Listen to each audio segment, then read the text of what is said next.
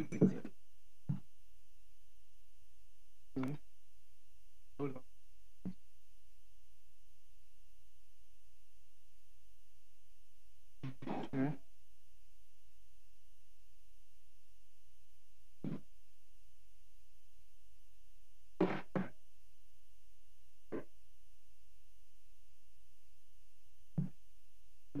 post.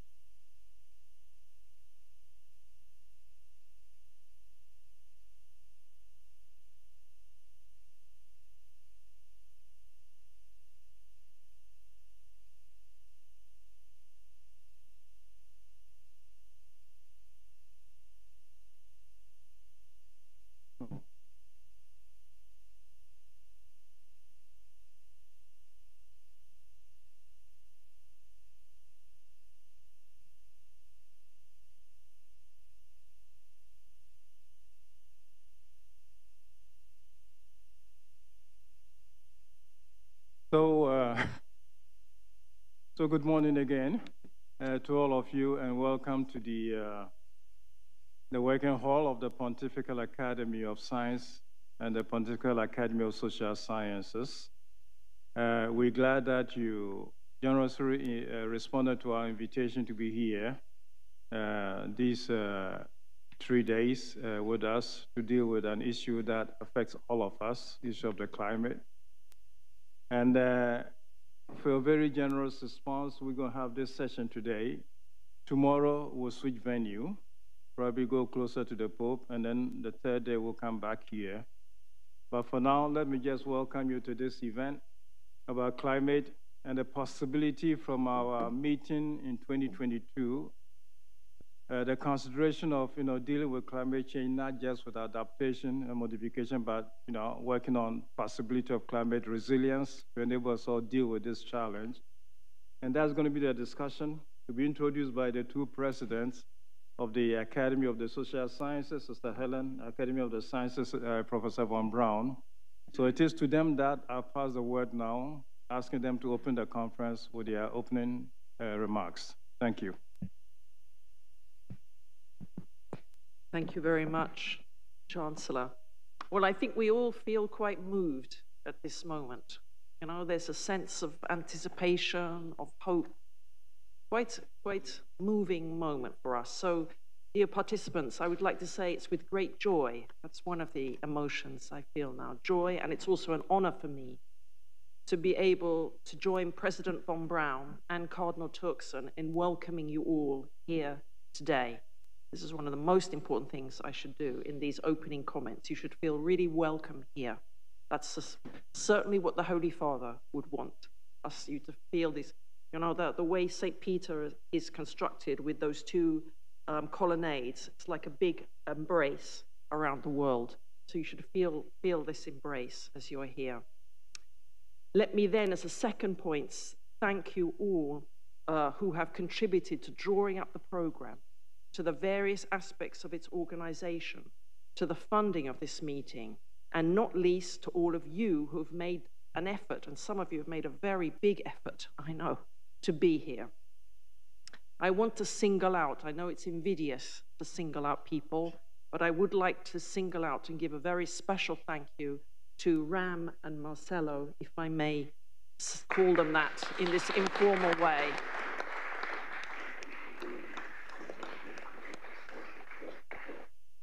I'm so happy to hear this spontaneous reaction on your part too. It really has been, well, the words run out. Outstanding, I mean, would be one of the words to describe the effort that they have put into putting this meeting together. So many thanks to you all. So our topic is From Climate Crisis to Climate Resilience. And it's the latest stage of a long-term project on integral ecology between the two academies that has become an ever higher priority for us. Our first joint meeting on these crucial issues was in 2014, when, as social sciences, we dedicated a plenary, which is the most important meeting we have every 2 years, to this topic, and we were joined by the Academy of Sciences on the topic Sustainable Humanity, Sustainable Nature, Our Responsibility.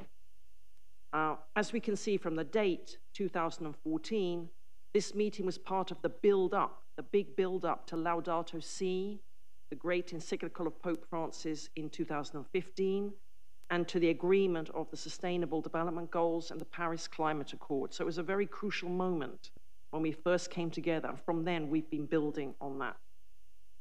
Now, from the perspective of our meeting today, it's interesting to note that in the 700+ pages of the acts of that meeting, covering very important issues and many issues, the word resilience only appears 6 times, and not in very important places.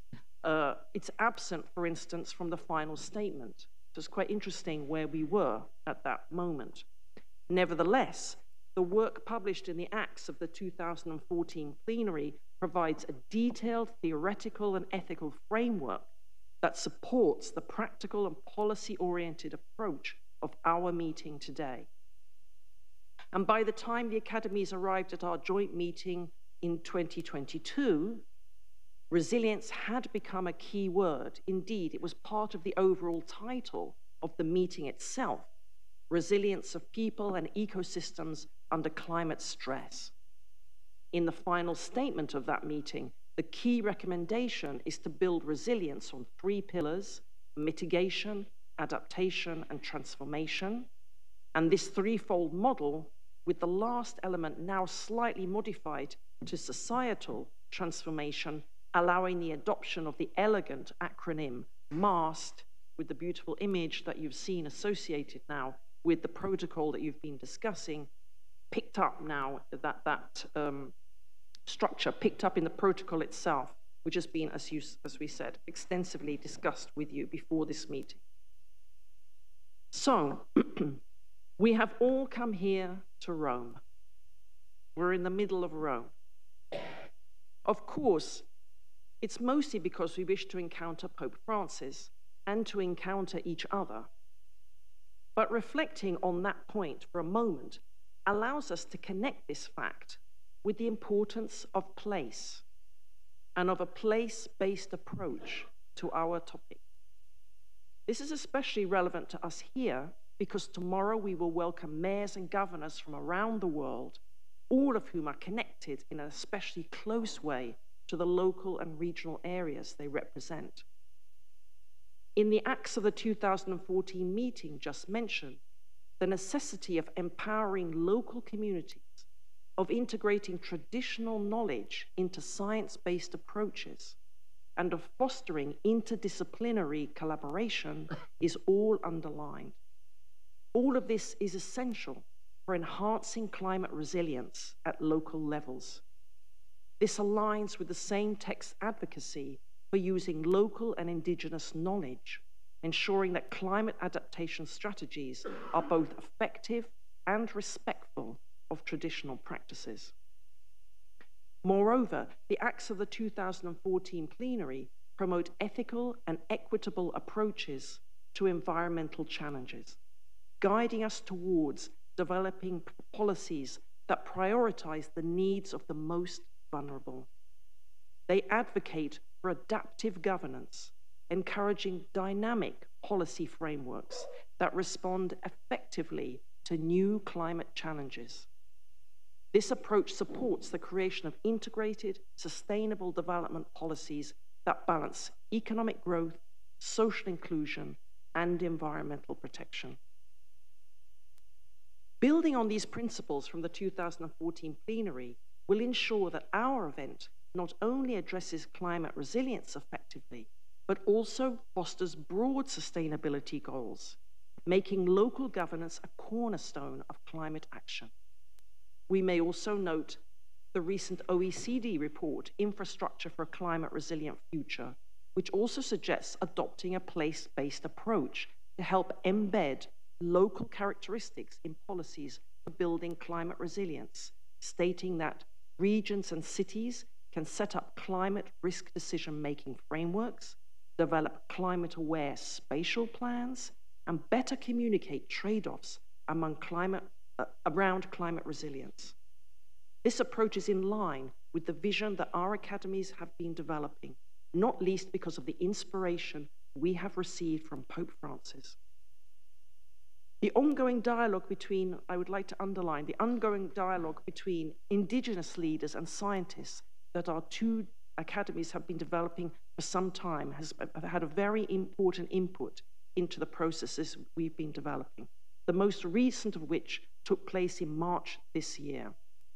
It contributes to reinforcing the importance of a place-based approach, as well as recognizing a second key point, the need for multi-level governance. In the March meeting, the need for inclusive and interdisciplinary approaches in a multi-level governance system to enhance climate resilience was highlighted. By creating collaborative networks, these initiatives aim to foster cooperative efforts that can lead to substantive environmental and social benefits, thus enhancing global efforts towards sustainability and resilience. In conclusion, as president of the Social Sciences Academy, I would like to underscore the importance of the last part of the protocol that has been prepared for this meeting, that is, the societal transformation pillar. This part highlights the critical need for profound transformations in economic systems and societal behaviors to tackle the interconnected crises of climate change, biodiversity loss, and social inequality. Highlighting the concept of ecological conversion, as articulated by Pope Francis, it focuses us on the need for profound behavioral change. It calls for the development of climate literacy at all levels, with a special focus on children as the future of humanity and the future stewards and guardians of our planet. It stresses the necessity of a substantial global educational program to form, we could say, using the language of Laudato Si, ecological citizens, encouraging sustainable living through community and business engagement across diverse sectors, including public, civil society, and faith-based organizations. This focus aligns with the ongoing work of the Pontifical Academies in promoting an integrated, holistic approach to these social and environmental challenges, fostering justice and endorsing ethical environmental stewardship. So let me conclude by wishing all of you, our most gracious participants, a most fruitful and interesting meeting, and we look forward to the important results it will produce. Thank you very much.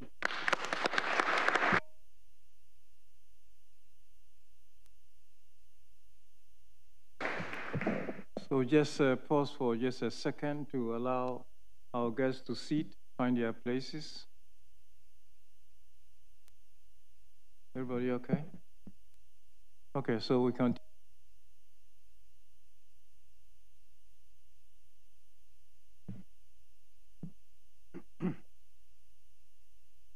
Well, Excellencies, distinguished colleagues, ladies and gentlemen, a few words on the Genius Loci, the location where we are.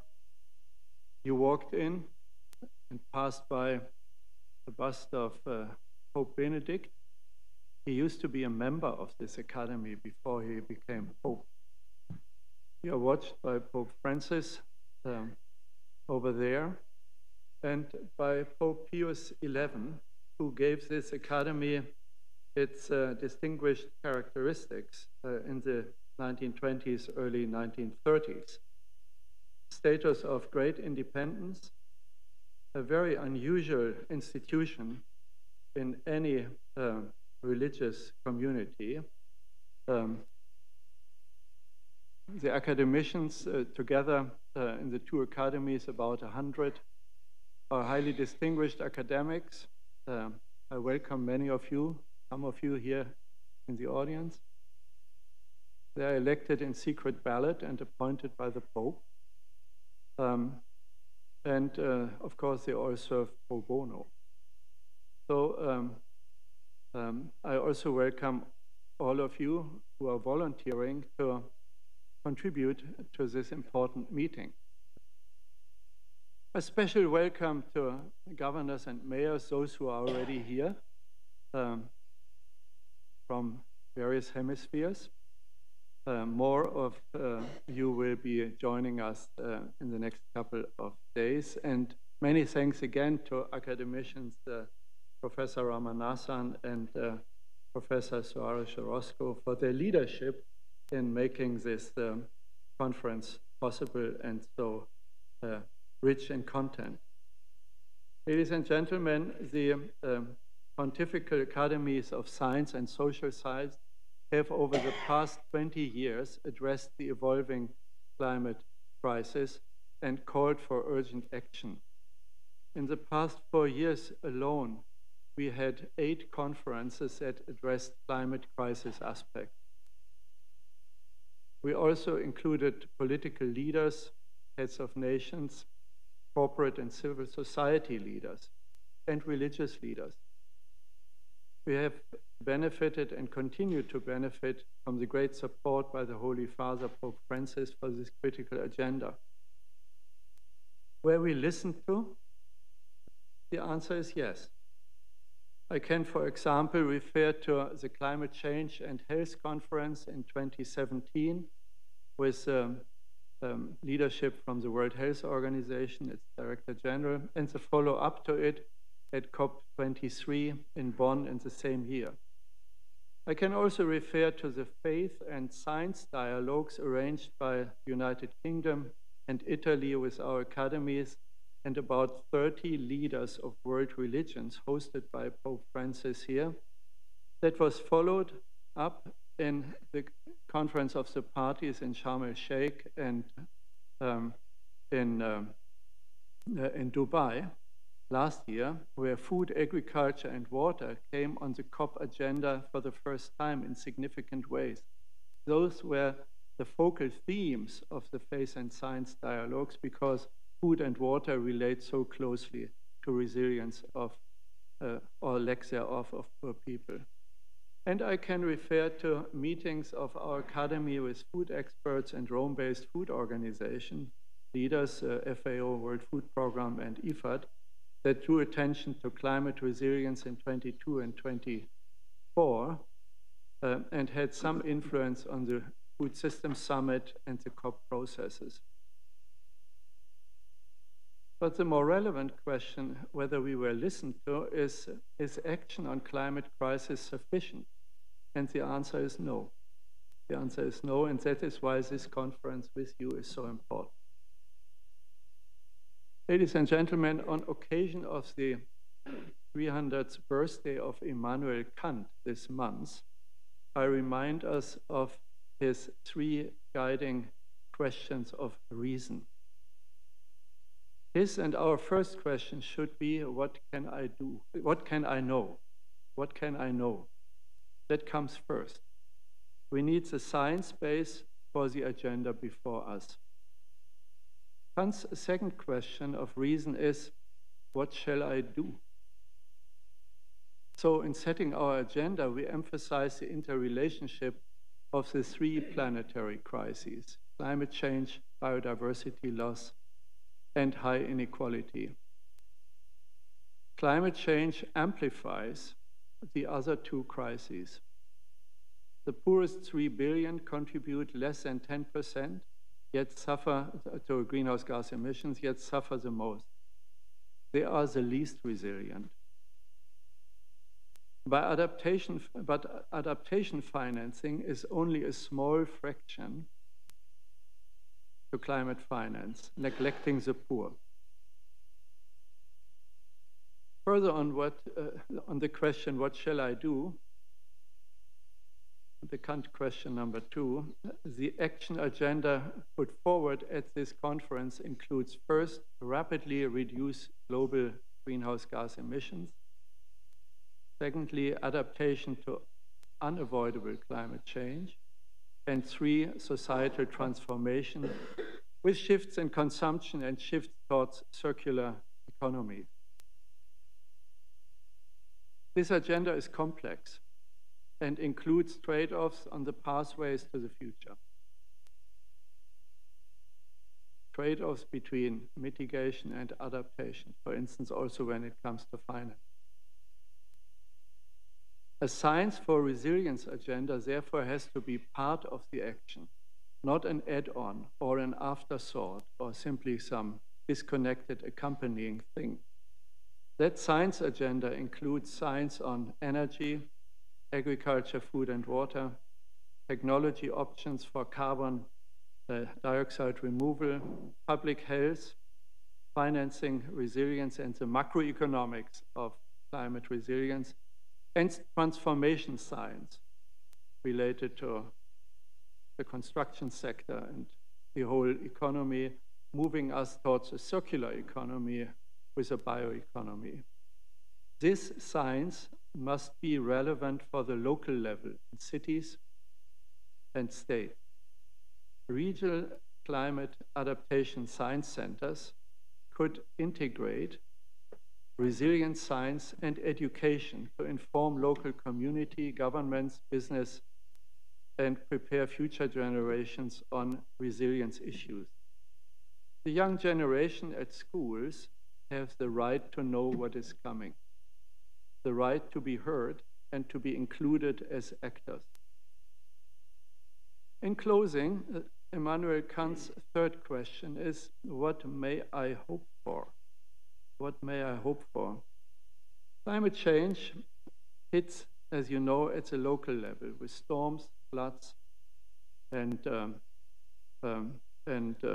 droughts, and people get displaced by climate shocks. Therefore, at this conference, we call for concerted action by leaders at the decentralized level of government, the states and cities. The level of ambition and action at central government levels was often not satisfactory. We must draw on local knowledge, including that of indigenous peoples. Decentralization serves pro-poor adaptation if it includes meaningful political, fiscal, and administrative decentralization. The global voice of local governments in matters of climate policy needs amplification. We want to add to that with the support of you and with Pope Francis. In the increasingly divided world, ladies and gentlemen, climate policy action must be the large island of consensus for collective action. Science communities and faith communities can play and do play positive roles for that together with you. With you, the mayors and governors, that you have decided to join us.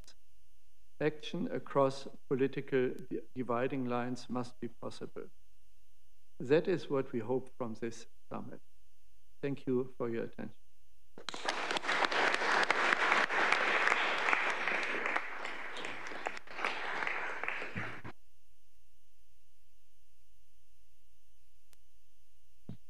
We pass on to the chair of the first session, Mohammed Hassan. Mohammed, are you behind us?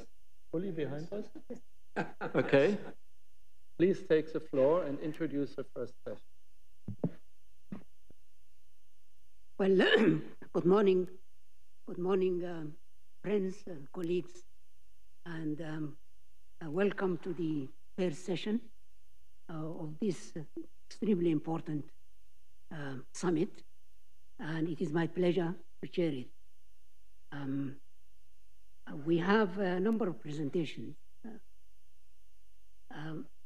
in this first session, and I would first like to welcome Dr. Lee, who is the new IPCC chair. Dr. Lee is going to talk about the United Nations IPCC perspective, strategies and plans. So, Dr. Lee, yeah, the floor is yours. Thank you. Thank you very much for the introduction. And as I was the chair of the IPCC's sixth assessment report, responsible for the latest IPCC report released middle of last year. And I'm going to present this morning key findings of that IPCC's latest report. And my remarks will consist of in three parts. First, there are things that we just cannot do anything about. And then there are things that we can. And then thirdly, there are areas, things that we should do. And those are the broad framework of my remarks this morning. Let me go back to the next one. Okay, the human influence has warmed the climate at a rate really unprecedented in every measures. And the report indicates that the various indicators show that the way humans are really experimenting with the Earth in its various systems, including climate as well as biosphere systems. And it is a very dangerous experiment. We should not get involved in this experimentation at all. The global warming will continue regardless of what we do today, reaching 1.5 degrees Celsius in the first half of 2030s, and it will overshoot 1.5 degrees Celsius by about 0.1 degrees Celsius for several decades, and then decline to 1.4, slightly below 1.5 degrees by the end of 2100. So when we say limiting warming to 1.5, the date is 2100, not 2050. And we will be able to achieve this goal if the global emissions peak from next year, and then decline very rapidly to net zero by 2050. Obviously, that's a very tall order. However, that's what the models of climate science indicated, and it's been verified by a number of independent sources. This implies that the world needs to take immediate action to adapt to the continuing global warming to 1.5 and then further. And the immediate action they also needed to reduce emissions to limit the temperature overshoot beyond 1.5, because any overshoot and return will not guarantee us going back to the original state of climate of 1.5, but it will involve, the overshoot will involve a irreversible damage to the system and to us. Currently, over 70% of global emissions are from developing areas, and about the same percentage of global emissions are also from urban areas. So this indicates what should be the key focus of a climate action. The impact of current warming is obviously quite severe, and this slide and the next two slides, I will show you just overview of this worsening impacts of climate change, not only for current warming of 1.5, 1.1, and then 1.5 and 2 degrees and 3 degrees. And as mentioned before, Currently, 3.6 billion people are vulnerable, very vulnerable to the changes in climate. And the current damage being felt through the agricultural productivity, the slowing down agricultural productivity, and the decrease in the fisheries yield, the catch rate of fisheries are declining very rapidly. And there are some very vulnerable ecosystems in mountains and Arctic. Some of those are approaching irreversibility in its services to the human systems. And obviously, the intensity and frequency of extreme events increasing. Therefore, the continuing warming toward 1.5 will multiply risks to ecosystems and human systems. And it's been known, very well known, that the coral reefs, which is very key, critical to ecosystems for the human's food chain arrangement, in great danger, not only in the current 1.5, but also in 1.1 degrees warming, but most of the coral reefs will be severely damaged, 70 to 9% of it, by the time we reach 1.5 global warming. Arctic ecosystems, dryland regions, and small islands and least developed countries are particularly vulnerable to this global warming of 1.5 degrees. And the worst impact of the warming approaching 1.5 will be this cascading and compound risks through the food, energy, and water relations. And I'll mention briefly about how adaptation was quite inadequate in dealing with and addressing this nexus of the food, energy, and water. With 2 degrees warming, everything will get uglier, and hunger will increase, and especially in sub-Saharan Africa, South Asia, and Central America. And also heat waves and the droughts become much frequent and intense. And with 3 degrees warming, the high extinction risk again were identified through numerous assessment of risks.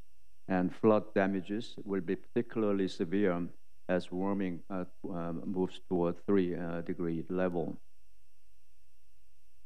And then obviously all this warming will give us very serious implications about the tipping points. And the sea level rise and continuous glacier melts, permafrost carbon loss, and ice sheet instability, and also tropical forest, all are subject to our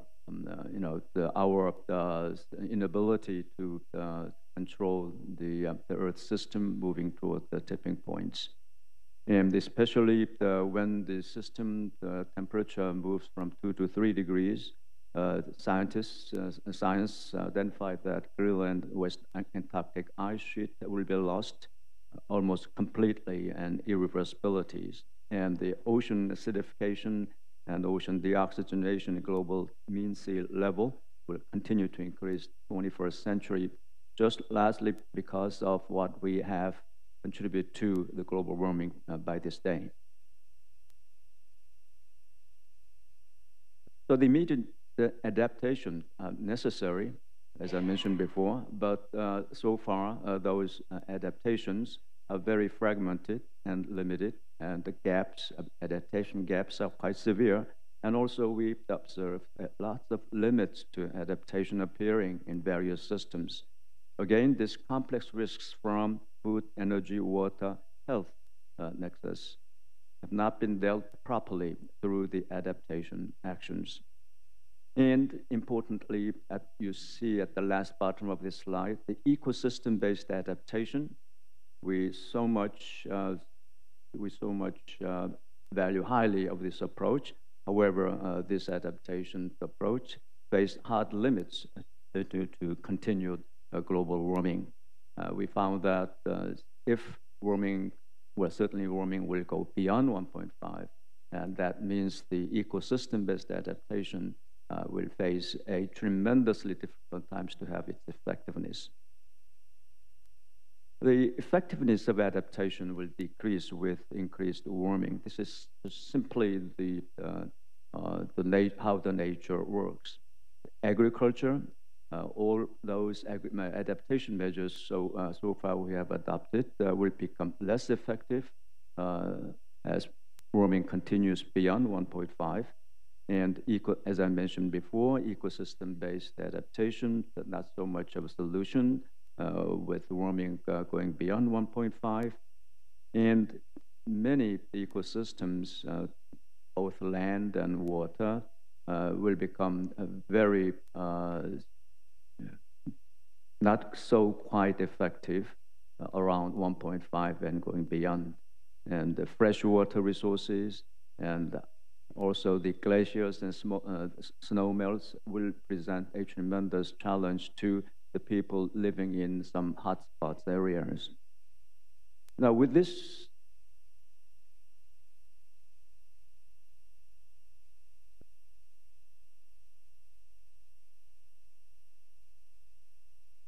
constraints, we also observe that the emissions continue to increase. That may not be the surprise to all of you, but it is a surprise to see how the emissions continue to rise, given the risks we have experienced, and we all understand those risks will continue. For instance, the historical emissions estimated for the last 170 years, 42% of those historical emissions were accounted by emissions in the last 30 years. Now, this 30 years, the beginning of that 30 year, in this case, is 1990. And ironically, the 1990 is the year that the IPCC reported in the first assessment report. And then it was just the year that the UNFCCC was established. So it seems to me so ironic that the years beginning from the establishment of IPCC and UNFCCC, the world experienced a very, very rapid increases in emissions. As I said before, 70% of global emissions from developing countries and 70% from the urban areas.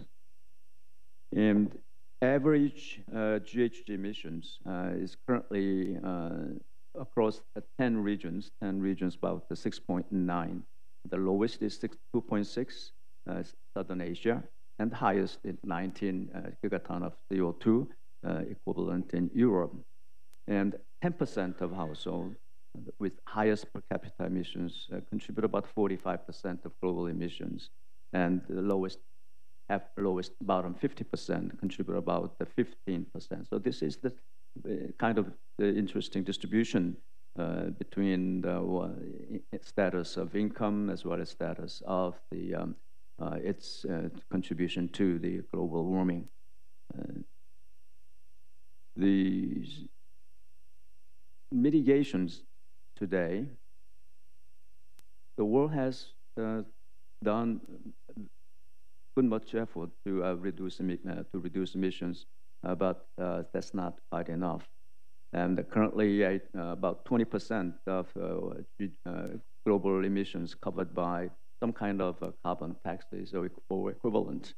And 18 countries, the record shows that a continuous decline in GHG emissions for the last 10 years, which is very good news. And that can be replicated. We hope that can be replicated in other parts of the world.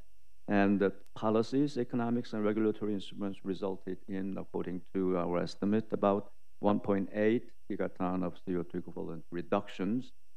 And the tremendous reductions in the renewables, renewable-based power electricity cost, and then also the batteries, cost of batteries reduced drastically, beating any previous forecast regarding that cost development and technological development there. And electricity decarbonization is very much underway.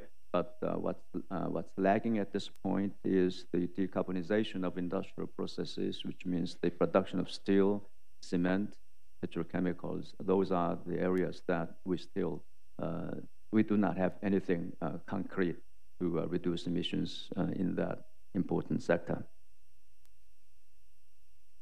Now, the effect of current mitigation effort will be a 3.2 degree warming by 2100. So certainly this will not be acceptable to all of us.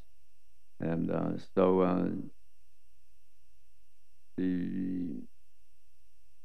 there will be a warming, overshooting 1.5, going beyond 1.5, and then hopefully about 0.1 degree excess, and then we'll return back to less than 1.5 several decades later.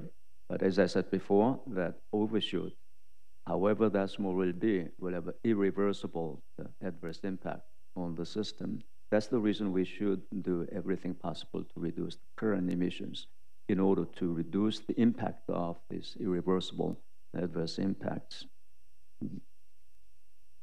The reducing global temperatures after this overshoot require a carbon capture from the atmosphere. We believe that such a removal of carbon emissions would be about 220 gigaton of CO2, for the second part of this century. And many analyses of scientific assessment indicates that's doable, although there should involve some cost. The sectoral contributions. Here, a number of technocratic and engineering and economic suggestions, recommendations were made, and some of those are already in place by various entities, including national government and some national governments. And so one thing I want to emphasize is that the current trajectories of 1.5 global stabilization, warming, limiting warming to 1.5 by 2100 assumes that the energy demand will stay at the current level throughout the next 70 years. That's very hard, tall order. And it is not just an imagination by the modelers, but we have investigated various key parameters like efficiency improvement, and as well as the efficiency in the use of materials and other key factors. And technologically, we came to a conclusion that as such a pathway possible, but again, it depends upon how the policy will be able to respond to this type of technological pathways.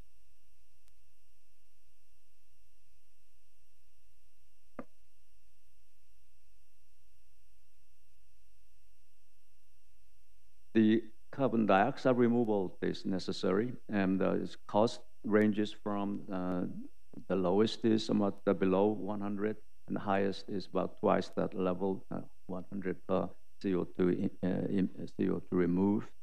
And then currently, the removal involved with forestry management is the only CDR we have taken so far. But the CDR we need in the second part of this century will be much more than the forest management.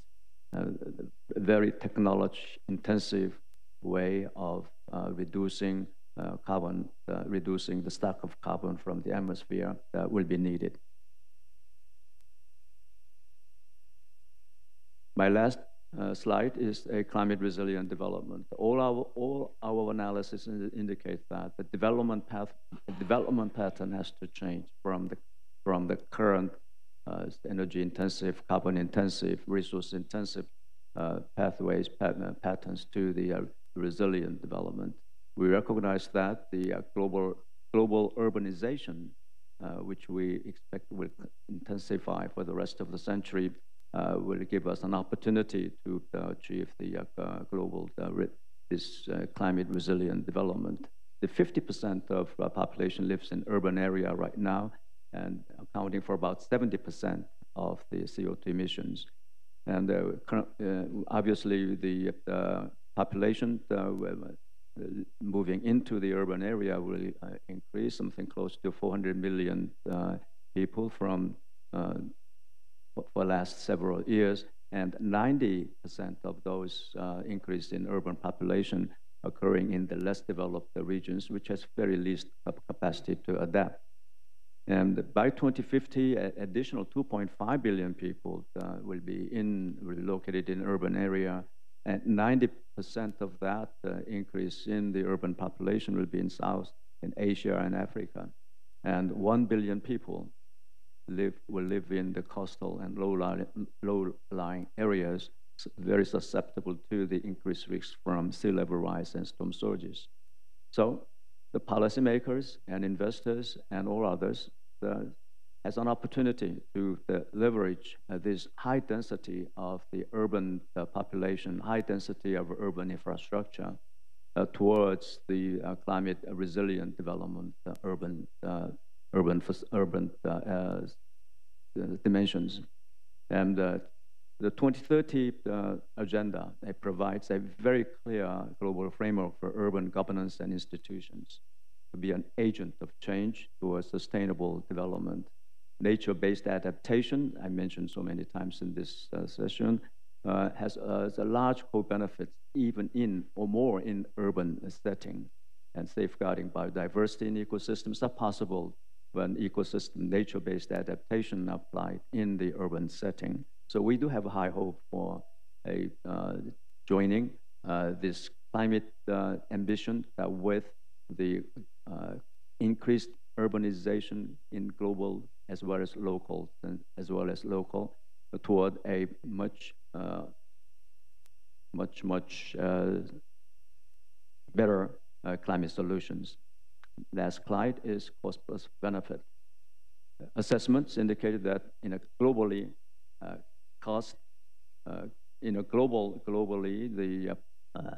only when we count the economic cost and economic benefit of mitigation action indicates that those costs overweigh by benefit. Clearly, there's a net benefit of climate action. But the challenge is then how that net benefit we understand existing globally will be translated to the individual net benefit so that the individuals can take everyday decisions. However, the aggregate of that individual decisions, individual choice, will also support the global ambition for climate stabilization of 1.5. I believe that's the challenge we face at this moment. Thank you very much.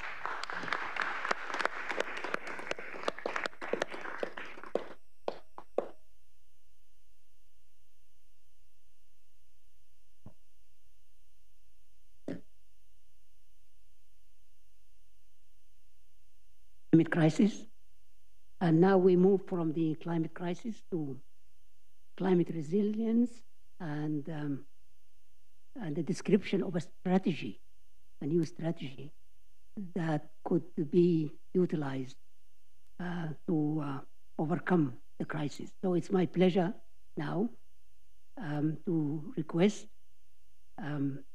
Professor Ramanathan, who is going to talk to us about mass strategy for adaptation.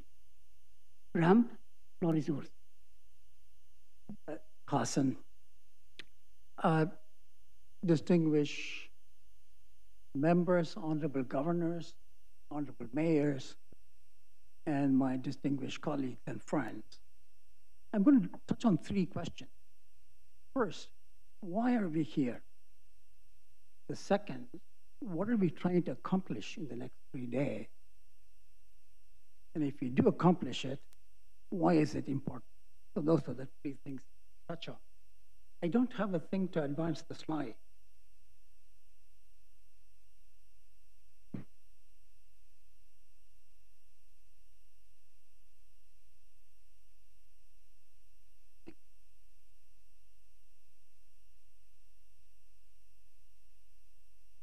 So I entered this field of climate science exactly 50 years ago, 50 plus 3 months.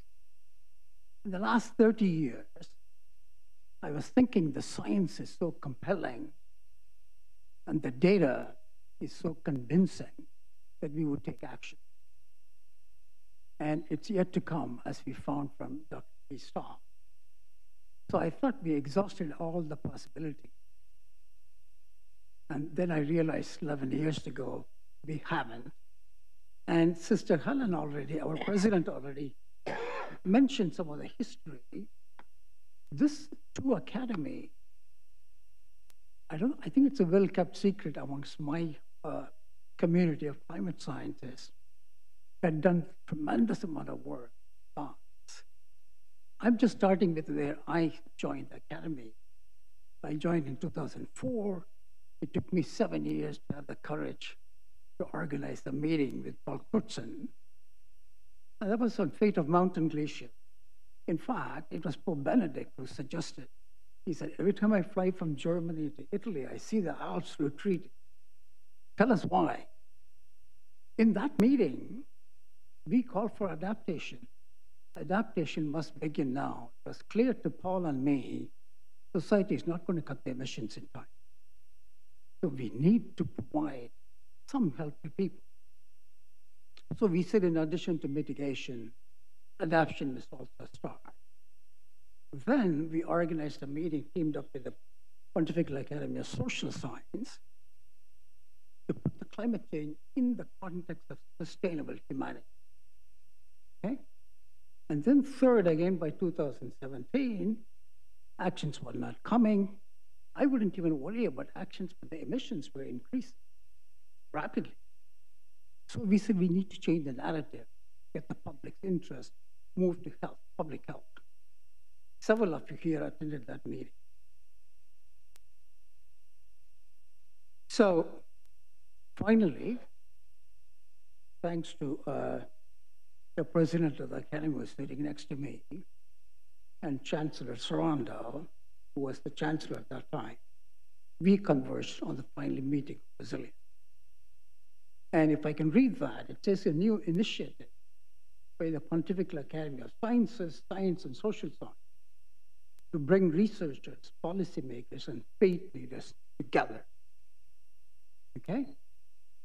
And there we call, it's too late to rely just on mitigation. Why did we say this? 90% of the climate action and 90% of the money which goes was on mitigation. That was not our problem. We have to spend on mitigation. But we can't ignore adaptation because the climate change is upon us, as we heard, and people will suffer. Okay? So we recommended in that meeting, in this very room, this masked idea, resilience building, must rest on 3 pillars. Mitigation, to reduce the risk. If you don't cut the emissions, we're going to go past our adaptive capacity.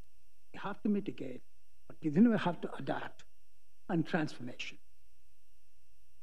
So let's get ourselves a definition of what resilience means. To me, when I thought of it 7, 8 years ago, I thought resilience is obvious what it is. Then when I started digging into it, there are too many definitions depending on the context. So I found this from the California group was doing, I a little bit modified it. So we have to anticipate, we have to prepare for, and only if you do those two, you will respond and not react from your hip. You need to have a game plan. And then we need to recover from the threats and risks. It's a huge issue for the poorest 3 billion. Okay? And then rebound. So what do we mean by rebound? So that's the MAST strategy. The name MASD was given in an op-ed my distinguished chancellor and co-organizer, Marcelo, and I wrote. So mitigation, adaptation, and societal transformation. That phrase, societal transformation, I sort of adopted from what Pope Francis said. He said we need an ecological conversion. So that's what the societal adaptation is. We just need to learn. We need to learn how to live with nature. So I want to put it in the context. We are never, ever going to solve this problem by pointing fingers at each other. That country is emitting, and this country is, because emissions anywhere would be global heating everywhere. Why is that? These gases, particularly carbon dioxide from fossil fuels, once you run your car and let it come off your tailpipe, it'll stay for decades, for centuries, 50%. And 20% will stay on for millennia, thousands of years. Okay? And what does it do? In that time, travels around the planet, covers it like a blanket. And just like a blanket keeps you warm on a cold winter night by trapping your body heat, it traps the planet's heat. As simple as that, inescapable physics. So how much has it accumulated? This human blanket now weighs 1,200 billion tons. Imagine that. Just to give you a perspective, what 1,200 billion tons, all the solid waste, everything we throw into our garbage, into the oceans, into landfill, per year is 2 billion tons. So this is 600 years of solid waste we have thrown into the air. And it's there, heating the planet. So if you want to find out who is heating the planet, you can't look at the emission last year. You can't even look at the emission even last 10 years. You have to look at for the last 150 years. That's the time. And it's, most of us are convinced that we are going to pass the 1.5 degree threshold. By 2030, my own work, two other colleagues, I presented it here 7 years ago. And now IPCC has come around. At that time, they were saying it was 2045. Now they've re-looked at the data, come with the conclusion by 2035. So there's a 5 to 10% probability that 1.5 degree warming will happen 5 to 6 years from now. And there is a probably 85, 90% probability it'll happen before 2035. As Dr. Lee said, no matter what you do, no matter what emissions you cut, that planet is going to cross the 1.5 degrees. So why is this such a big deal? The planet has never experienced that temperature in the last 200,000 years. Okay? And it has huge consequences. Heat waves, storm, this, that, and the other. So let's just take a quick look at who's going to stop. First, if I have to target something to reduce, it'll be fossil. There are many activities which cause that heating blanket, don't get me wrong, but fossil fuel will be my number one target. Even if it didn't cause the climate change, it's killing about 5 million people every year just from the air pollution. That alone would justify phasing fossil fuel as soon as possible. So in terms of this 1.5 degree warming, who's going to, if there is a cliff, who's going to go down that cliff first is the poorest 3 billion. They have contributed less than 10% of the CO2 emission, no matter which year you look at, and suffered 75% of the losses. That picture was taken by a New York Times reporter in a field campaign I was doing in the villages in India. That woman there who covered her eyes, she's cooking my breakfast. I was her house guest. I can tell you, I've eaten all the fanciest restaurants. That's the best breakfast I've ever eaten, fresh off the fire. So, what's the cost of doing nothing? Almost $178 trillion over the next 50. That's what we would lose in terms of lost property, lost livelihood, et cetera, et cetera, et cetera. And below, it estimates, this all comes from McKinsey and many World Bank and others, to bring down keep the warming at 1.5, we have to spend about 5.5 trillion per year, starting from now. But don't get me wrong, the world is already spending about 1.5 trillion on reduced emissions. So we have got started, not zero. We just need to do more. And it was already brought up in our President Joachim's talk. We're not dealing with one problem, we are dealing with three problems. Climate crises, biodiversity loss, inequity. Our focus here is climate crisis, but if you look at our protocol, the solutions are very sensitive to do biodiversity as much as we can while we are adapting, while we are mitigating. Okay, so that's the three-pillar strategy: mitigation to reduce the risks. We deliberately put all three pillars at the same height. If I had to put an amount of work we are doing, the mitigation would be the tallest.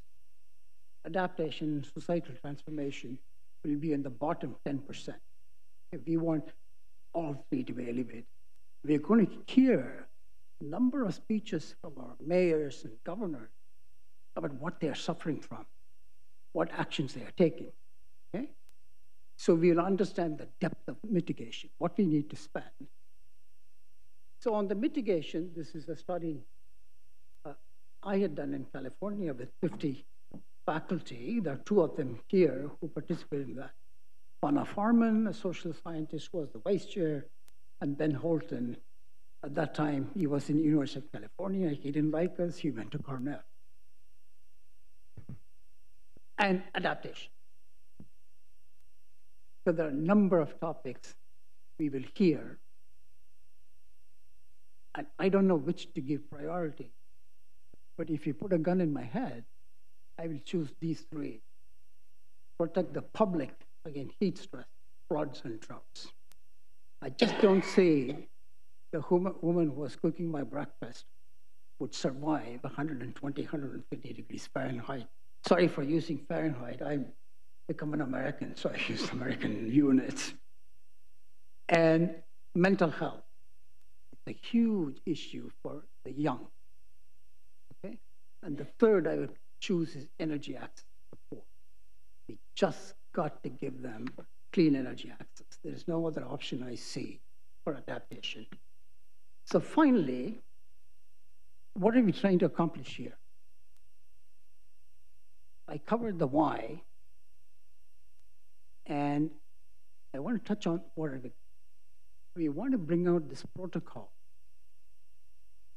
in which we are hoping will start a global movement, like what the Montreal Protocol did for the ozone on resilience, okay? And there are a number of co-authors from this group, and we had sent it to several of the mayors and governors and got their response. I just want to list 3 or 4 amongst a number of protocol points we are asking. First is a one earth approach. Why did that go to the top? Remember what I said, emission anywhere is global heating everywhere. So we need to bring this together. Help everyone cut their emissions down. We need to cut our own emissions, don't get me wrong, but that's not enough. The second, this will be talked about one of our speakers this morning, that the fundamental, that climate resilience is a human rights issue. The former environmentalist of Argentina, now she's a policymaker in Washington, D.C., Romina Piccolotti will talk. And then there are a number of scholars who would think about our future generations, child-centered approach. After all, when you say 2070, that there are people who are children now. We are affecting their future. So there was the climate justice issue I raised about how the poor is 3 billion. That's called intragenerational equity. This is intergenerational equity. We are just minimizing the future prospect. And then, of course, we advocate for rapid reducing emissions. But I want to conclude it's what I think is the most important and perhaps new protocol recommendation. Climate change is global, impacts locally, and requires local action. Therefore, we call upon heads of nations to facilitate stronger voice of mayors and governors. When I go to the next COP meeting, I would like to see on the stage, sitting along with presidents, Governor Articillo, Governor Maura Healey, Mayor Wu, and if others are there, forgive me for not mentioning, I would like to see them there dictating the terms, because they're the ones who are fighting this at the front where it's happening. That is why these two academies converged to call this unique summit. And I want to mention to you one last thing. We're not leaving it at this summit. Remember, we got started 14 years ago, 2011. The global movement, how are we going to start? You will hear from Governor Healey of Massachusetts tomorrow. What are the plans they have? You'll hear from me and Wade Crowfoot, who leads one of the biggest agencies in California. And then you'll hear from Chancellor Marcelo Orozco. Where do we want to take it from here? But to cut it short, we want regional summits all over the globe, in China, India, Africa, to bring this protocol to life. Thank you.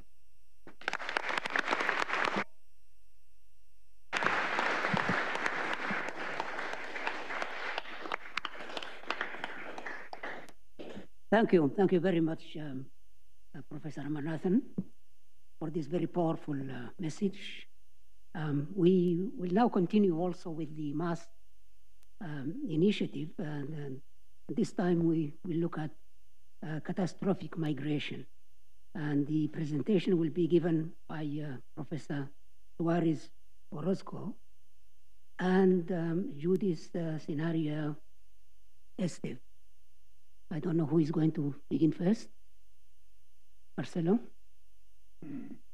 Thank you. Thank you so much, Mr. Chair, Eminences, Excellencies, Chiefs, members of the Diplomatic Corps, governors, mayors, academicians. I add my word of welcome. Bienvenidos. Migration is an ancient human adaptation.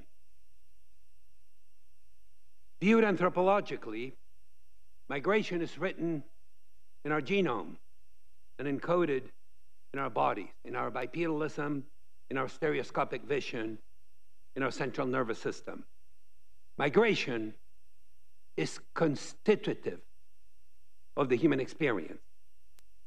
Modern humans are the children of immigration. In the modern era, migrations are complex and multi-determined.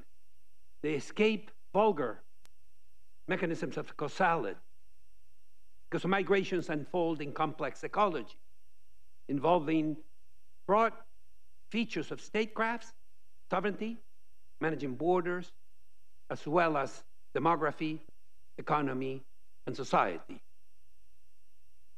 In the full paper, we address the broad features of current migration patterns worldwide. Then we turn to some definitions, and particularly the nexus between climate change and human migration. We then draw on migration patterns in relation to climate and environmental risks and endeavor to assess the impacts of climate change on different populations around the world and how mitigation, adaptation, and societal transformation need to move the needle now and moving forward. All continents are involved in mass migrations as areas of immigration, transit, and return, and often all four at once. In the 21st century, mass migration is the human face of globalization. The sounds, colors, aromas of an ever more miniaturized, interconnected, and fragile world.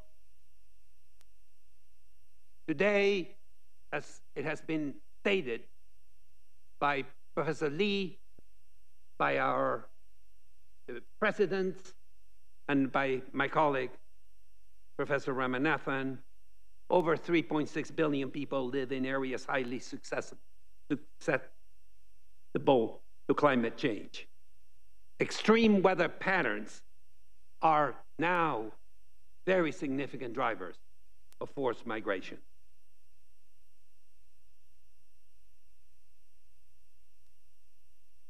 Extreme weather events, we've discussed already, and slow onset environmental degradation force people to migrate. As a threat multiplier, climate change intersects with other drivers of mass migration, including economic opportunities, wage differentials, demographic imbalances, family reunification, war, and terror, forcing millions to escape and seek shelter. Migration due to climate factors is might be analytically distinguished in what the great German philosopher Max Weber called several ideal types: short-term migration, long-term migration, voluntary migration, forced migration, internal migration, international migration. Climate migration is most likely internal and from rural to urban areas. As international migration is costly, requiring significant investments of household resources, the lack of international recognitions and protections for climate migrants creates very significant barriers to international migration, and destination countries do not have the infrastructures, the resettlement systems to manage the admissions of persons who cannot return home due to climate and environmental threats.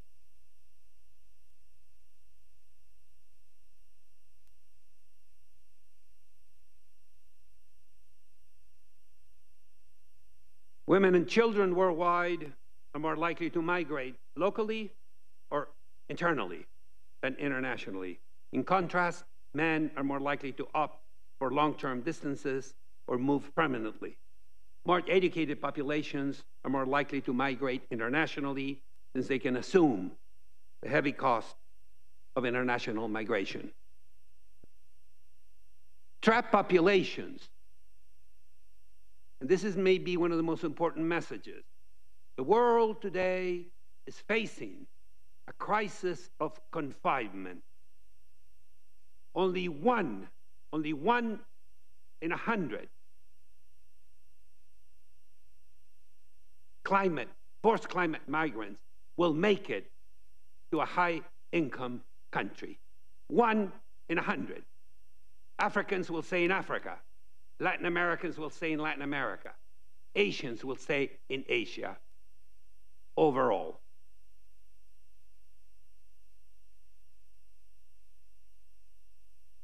Today, hundreds of millions remain in places of extreme climate risk and must endeavor to adapt to environmental threats without the opportunity to migrate.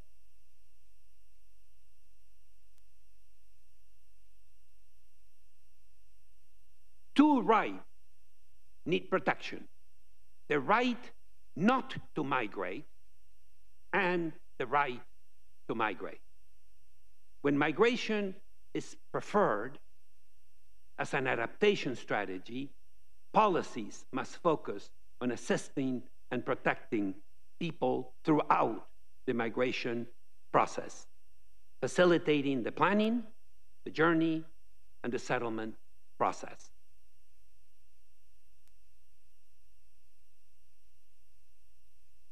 The interplay between human mobility and climate change presents both challenges and opportunities for global policy, even more so when climate change directly impacts human security.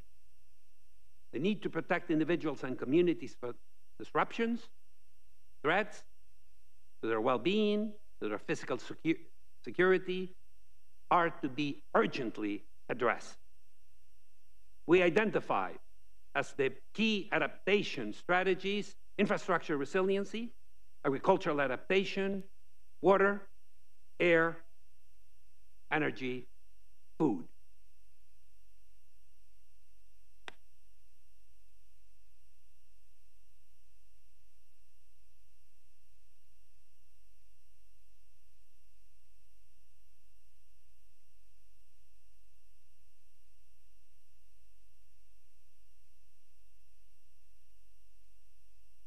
We need an entirely novel approach to mitigation, adaptation, and societal transformation in the era of climate change-induced migrations.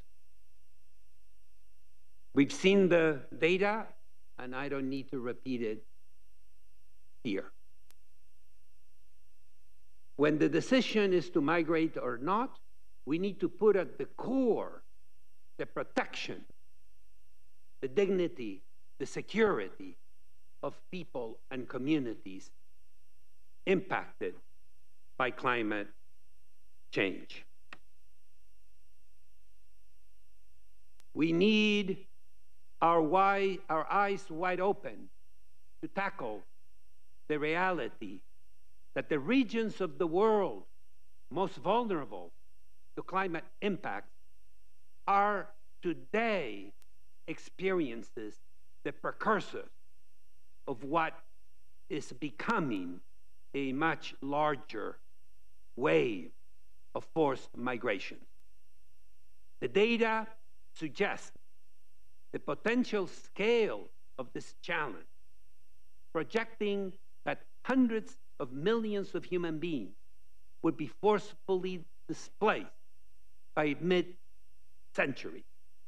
To address this crisis, not only we must enhance the resiliency of vulnerable populations, but international cooperation and commitment from our governors, our mayors, need to be strengthened.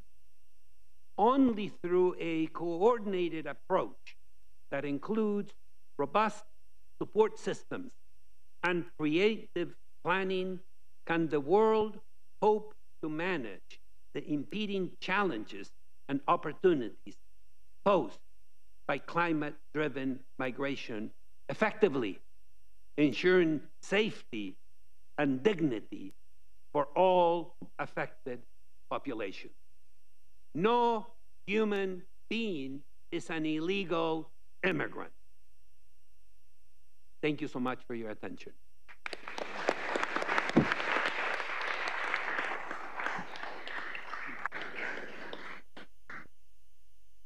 Excellent. Thank you so much, Marcelo. We now move from strategies to real action, and action at the local level. So it is my great pleasure to invite Honorable Governor Maura Healey to speak to us about governing in the age of climate change. Honorable Governor. As this summit and its opening session, I'd like to thank our chairs and the Pontifical Academies for the invitation. It's a pleasure to follow our chairs, in particular, Professor Chancellor of the University of Massachusetts, Boston, Marcelo Suarez Orozco, a leader not only in higher education and so much more for Massachusetts, for our country, for our world. I am especially grateful to His Holiness Pope Francis for bringing us together and for his unwavering global leadership on climate change and the collective responsibility and opportunity we share for our common home. As we gather this morning, there are billions who are counting on us, particularly those who are the most vulnerable, the poor, the closest to the pain. Those folks do not have the wherewithal or the agency that we have, and so we must act.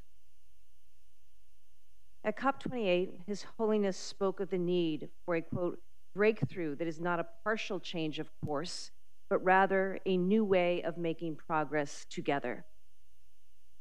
Today, I humbly will focus on a new way of making progress in governing. Last year in Massachusetts, many of our communities were struck by tremendous flooding at a scale and frequency no one could remember seeing before. After a series of severe rainstorms, rivers burst their banks, drainage systems were overwhelmed, hundreds of farms were damaged, losing their entire season's crops just before harvest. I waded through fields, knee-deep in muddy water, with farmers whose hard work and investment were destroyed. Their communities suffered as well, for most of these farms supply food pantries that help our most vulnerable residents. We rallied the state to raise relief and keep our farms going. We also paid attention to what these events were telling us. Weather events are more severe, more frequent, more damaging than ever before. Sea levels are rising more quickly along our 1,500 miles, miles of shoreline in Massachusetts. Our infrastructure is aging, and much of it was not designed to withstand these conditions in the first place.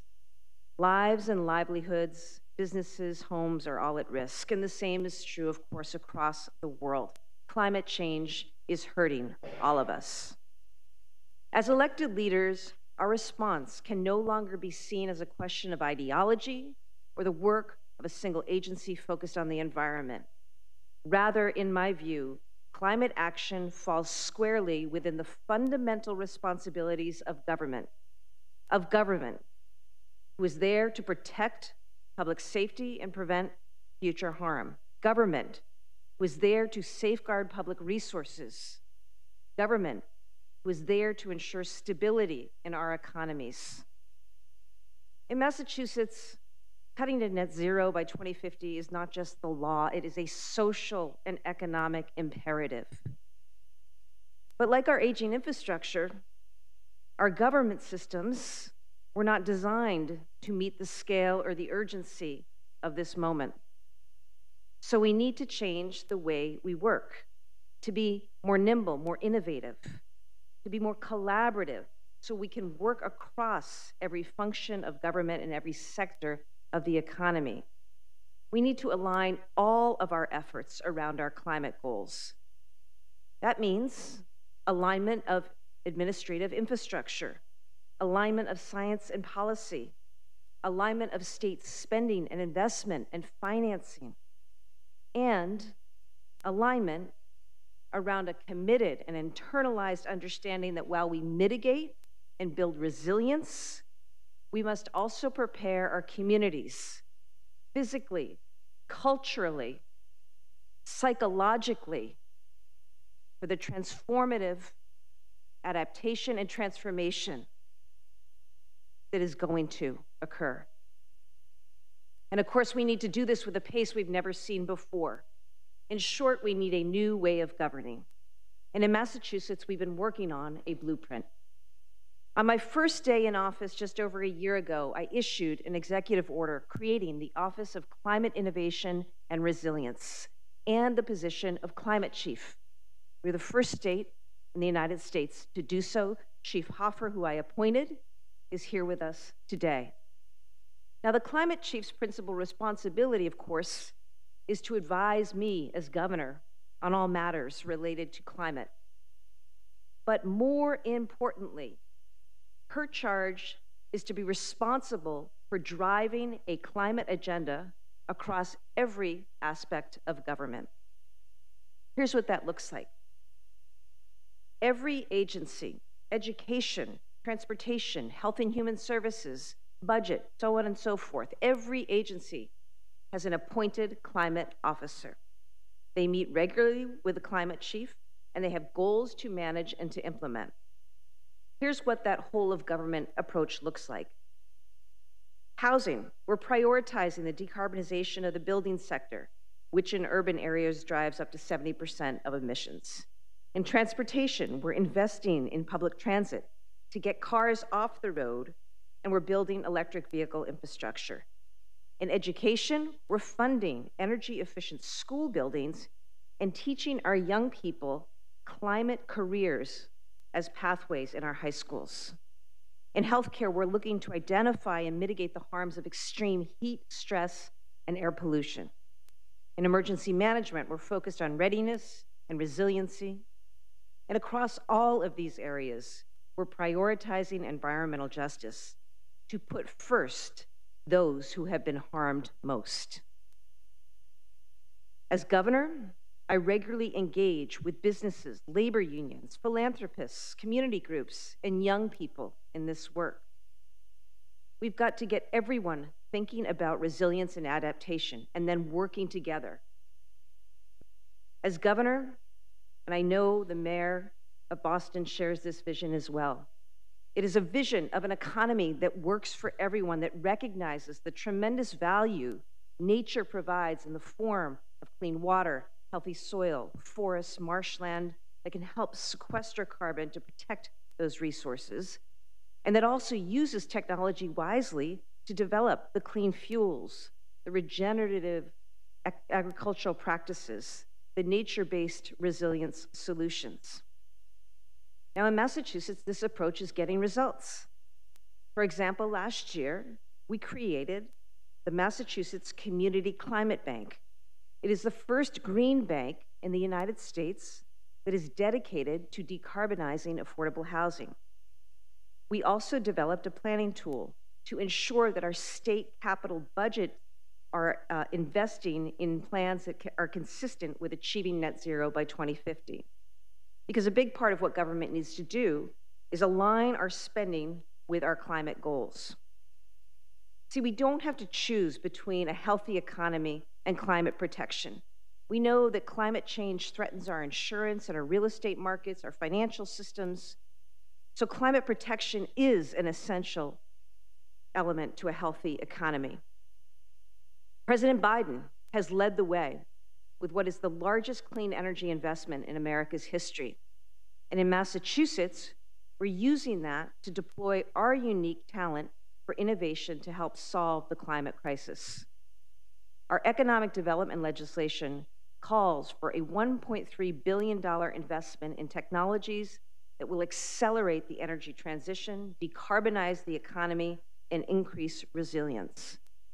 Massachusetts, we are home to one of the world's leading climate tech ecosystems, with research, universities, startups, venture capital, all connected. We have companies commercializing technology developed in our universities that right now are working to decarbonize steel, cement, working on battery production, hydrogen fuel, and so much more. I'm proud that in Time Magazine's top 100 lists of climate technology companies, 28 of them are based in Massachusetts. These are companies that are spun from our ecosystem of colleges and universities, which we invest heavily in, which will green the global economy and return our investments many times over. We've done this before in Massachusetts. We've invested in medical science and became the world's global hub for life sciences, a producer of life-saving cures and vaccines. I want to be the global innovation lab for the clean energy revolution. Now, to do that, we're going to need a number of well-trained and well-paid workers, because the heroes of this revolution will be the electricians, train operators, heat pump installers, wind turbine technicians, and much more. We need people who are skilled and ready to do these jobs, and we need to bring these opportunities to those who need them most. This means adapting our education and our training systems along with our economy. So we've been working with our schools, with our colleges, with our unions, and with employers to create new pathways into climate careers. Today, I am proud to announce the Massachusetts Climate Careers Fund. This is a first-of-its-kind social impact fund, and what it will do is grow and support a workforce that is training in climate technologies. This fund will leverage philanthropic, public, and private sector resources to accelerate the work. It will provide no-cost loans to support high-quality training, including supportive needs such as childcare and transportation. Because if you're going to educate, you need to treat the whole person. This will enable, importantly, more women, more people of color, more low-income residents to participate in this clean energy economy and revolution in our state. It's a recycling fund where workers and employers pay back the loans into the fund as they accumulate income, which will help fund more people and fill more jobs. The Massachusetts Climate Careers Fund is led by Social Finance, the innovator of social impact investment. Its co-founder and CEO, Tracy Palangin, is here this week, and we're so grateful for her partnership. In Massachusetts, we cherish a history of mission-driven innovation. We're America's state of first, the first public school, public library, public park, and subway system built in Massachusetts. We pioneered cancer treatment, the computer, and COVID vaccines. And as we speak, America's only utility-scale offshore wind farm is operating off our coasts, powering thousands of homes and businesses. America's first green bank for affordable housing is making environmental justice a reality for our communities. The first social impact fund for climate careers is set to launch. These are the innovations unlocked so far by our blueprint for a new approach to government in this era of climate change. We're eager to see them built on across America and the world. We know there is so much we can and must do. And I want to acknowledge that this is a challenging time, a hard time for leaders in government, outside of elected positions. We are being tested, we will be tested, and we will continue to need to support our communities, our people, as we face unfathomable loss and tragedy. But this should not discourage us. It should only motivate us to align government and governing with this new reality. It requires a fundamental change in both what and how we do it. That's what we're doing now. Leaders in this room navigating an unprecedented challenge by creating new paths, bringing government together with our corporate, academic, advocacy partners.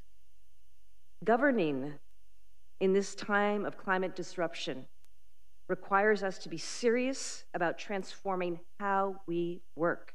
It takes a willingness to listen, to adapt, to change, and to grow. It takes a commitment to break through the barriers that divide our work and to truly collaborate across government, academia, industry, philanthropy. It's something I will encourage all of my fellow governors to do. I'm grateful for the opportunity to be here to learn and to foster collaboration. But it is our obligation to those we serve and represent to seize upon collective action for the common home. A home more just, more equitable, more healing for our planet and our communities. We gather in this room on holy ground where others have gathered in times of challenge, where others have gathered seeking answers, understanding, and resolve. This is our time, and this is our work. Thank you.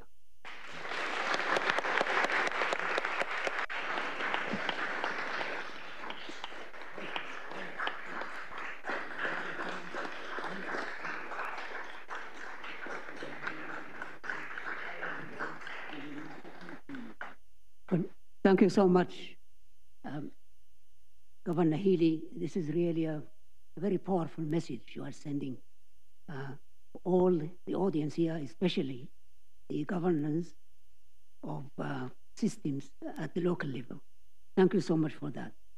Ladies and gentlemen, I would now like to give some brief comments, about 3 brief comments, based on these 4 excellent presentations.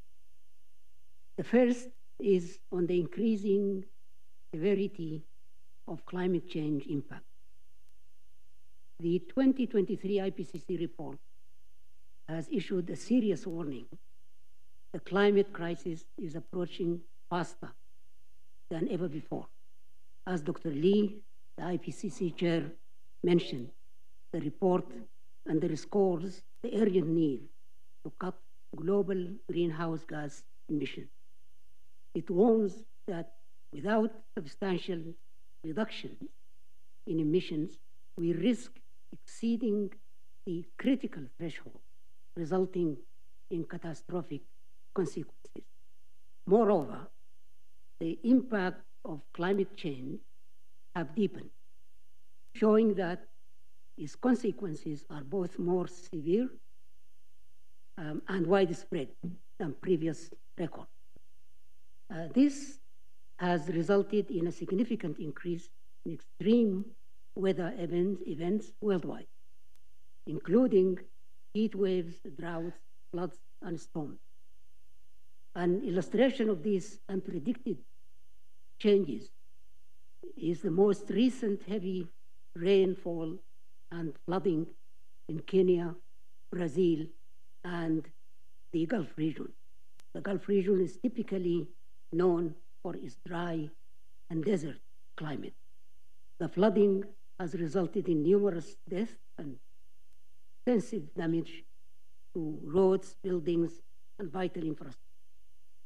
Second, on the need for a comprehensive approach to the climate crisis.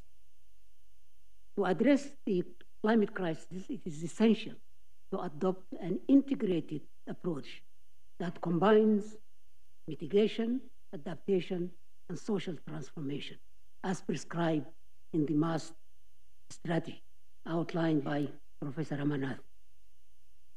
Undertaking initiatives to reduce emissions and adapt to climate change open pathways for green growth, green jobs, and sustainable solutions to public health, water management, energy, food security, and environmental protection. Now, all these subjects will be addressed in the next session. Implementation of the MAST strategy is urgently needed to address the serious impact of climate change on the world's most at-risk population, as mentioned by Professor Swaminathan. And as he said, especially, we should look at the problems of the 3 billion poorest people, nearly half of whom live in the 46 least developed countries, and 34 out of these 46 are in Africa. Now, despite contributing only to about 10% to global greenhouse gas emissions, these communities face the brunt of climate change effects. Given high priority to adaptation for these communities is crucial, which can also benefit mitigation and social transformation. A notable example of such synergy between adaptation and mitigation is the provision of renewable energy, especially solar energy, in the 775 million people globally, mainly in the LDCs, who lack access to electricity. Providing electricity means that they meet essential needs like home and school lighting, clean cooking, electrical water pumps for drinking and irrigation, studying, and internet access. Furthermore, it plays a significant role in reducing reliance on biomass and thereby contributing to deforestation and reduction of emissions. The MAST Treaty, also highlighted by Professor Suarez Orozco, also underscores the importance of boosting adaptation and resilience for the 3.6 billion people living in climate vulnerable areas. It focuses on mitigation, on mitigating the risk of forced migration triggered by extreme weather events, and stresses that need for more research and data collection on climate change to better understand and address these critical issues. Third and most important is on climate action at the national and the local level. Following the United Nations Framework Convention on Climate Change Agreements, a considerable number of countries, including many least developed countries, have formulated national adaptation plans, while nearly all countries have developed national mitigation, known as National Determined Contribution. These plans are crucial in formulating strategies for adaptation and mitigation. While the formation of these strategies occurs at the national level, their implementation is deeply rooted in local action, especially by governors and mayors. And this is really the major message that we have learned today from Governor Healy. She pointed out a highly successful story, which I feel others should really look at carefully and try to learn various lessons from. But among the elements of a local action, as described by Governor Healy, I have the following 4 points, which can form part of an agenda for the local governments. First, develop and implement local mitigation, adaptation plans based on local vulnerability assessments and in line with the national plan. Second, partner with the private sector and key research and innovation institutions, including universities, to develop and scale effective green solutions. Third, include climate education programs in the curricula of schools and universities to help train the next generation of climate change leaders. And four, improve the public engagement and understanding of climate change causes, mitigation, and adaptation through social media platforms. And this is something perhaps nobody heard about until yet, an interactive climate change exhibits, at the science centers and museums. There are thousands of such centers, science centers around the world, and they are visited by millions of people on a daily basis. So I think it will be very good to have part of that. I know that in the Massachusetts area, there are so many of these science centers, but maybe it is something that can be considered. But again, I say addressing these key elements and others, Governor Healy introduced a comprehensive action plan for Massachusetts, showcasing the crucial contribution of local governance in the fight against climate change. He highlighted Massachusetts' global leadership in clean energy. So this is a great success story, and which I feel should be shared with other regions worldwide. Thank you so much.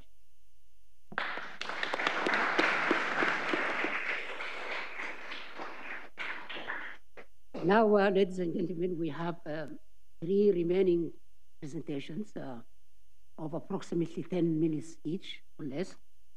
And this is in continuation with what Governor Healy essentially mentioned about application at the local level, about action at the local level. So the first presentation is going to be given by His Excellency, Dr. Wilbert Oticello, and he's the governor of Vihiga County in Kenya. So Dr. Oticello, where are you? Here we are. Thank you. Distinguished guests, ladies and gentlemen, I wish to take this opportunity to most sincerely thank the organizers of this summit, the Pontifical Academy of Social Sciences and the Pontifical Academy of Sciences for inviting me as one of the speakers during this important summit. Receive greetings from the people of Kenya and specifically from Vihiga County, where I am the governor. Vihiga County is one of the sub-national governments in Kenya. This summit is being held at a time when the world is grappling with the devastating effects of climate change. And it is therefore expected that the summit will provide a unique opportunity for sharing experiences on the best practices of climate adaptation and resilience among the key stakeholders and practitioners in the climate space. I also highly appreciate the commitment of the papacy on matters of climate change and environmental conservation, which has to a larger extent shaped the critical role played by religion on matters regarding climate change and environmental conservation. And it is indeed time to heed the Pope Francis' urgent call for action. Ladies and gentlemen, as we are all aware, climate change is the greatest environmental challenge facing the world today. As we discuss in this 3-day summit, we should remain cognizant of the following facts. 1, climate change is happening now, and its detrimental effects are evident within our lifetime. There is a chance that climate change will accelerate in ways that are not easily predictable, and many of the indeed changes may be irreversible. While climate change is a global phenomenon, its impact on countries and communities varies, with the developing countries being the most adversely affected. The global South bear a disproportionate burden of climate change impact due to low adaptive capacities associated with the low income. Ladies and gentlemen, at a global level, climate change has manifested itself in different ways, as clearly demonstrated this morning by the chair of IPPC. But in general, we are witnessing increasing temperatures. We are seeing increasing greenhouse concentration in the atmosphere. Other manifestations at global level include shift in rainfall patterns, increase in frequency and intensity of droughts and floods, heat waves and forest fires, tropical rainforests, tropical storms are also becoming more severe due to warmer oceans. Glaciers are melting at faster rates, leading to rising sea levels. Ladies and gentlemen, the global response to climate change is mainly anchored on the Paris Agreement, which is a legally binding framework for an international coordinated effort to tackle climate change.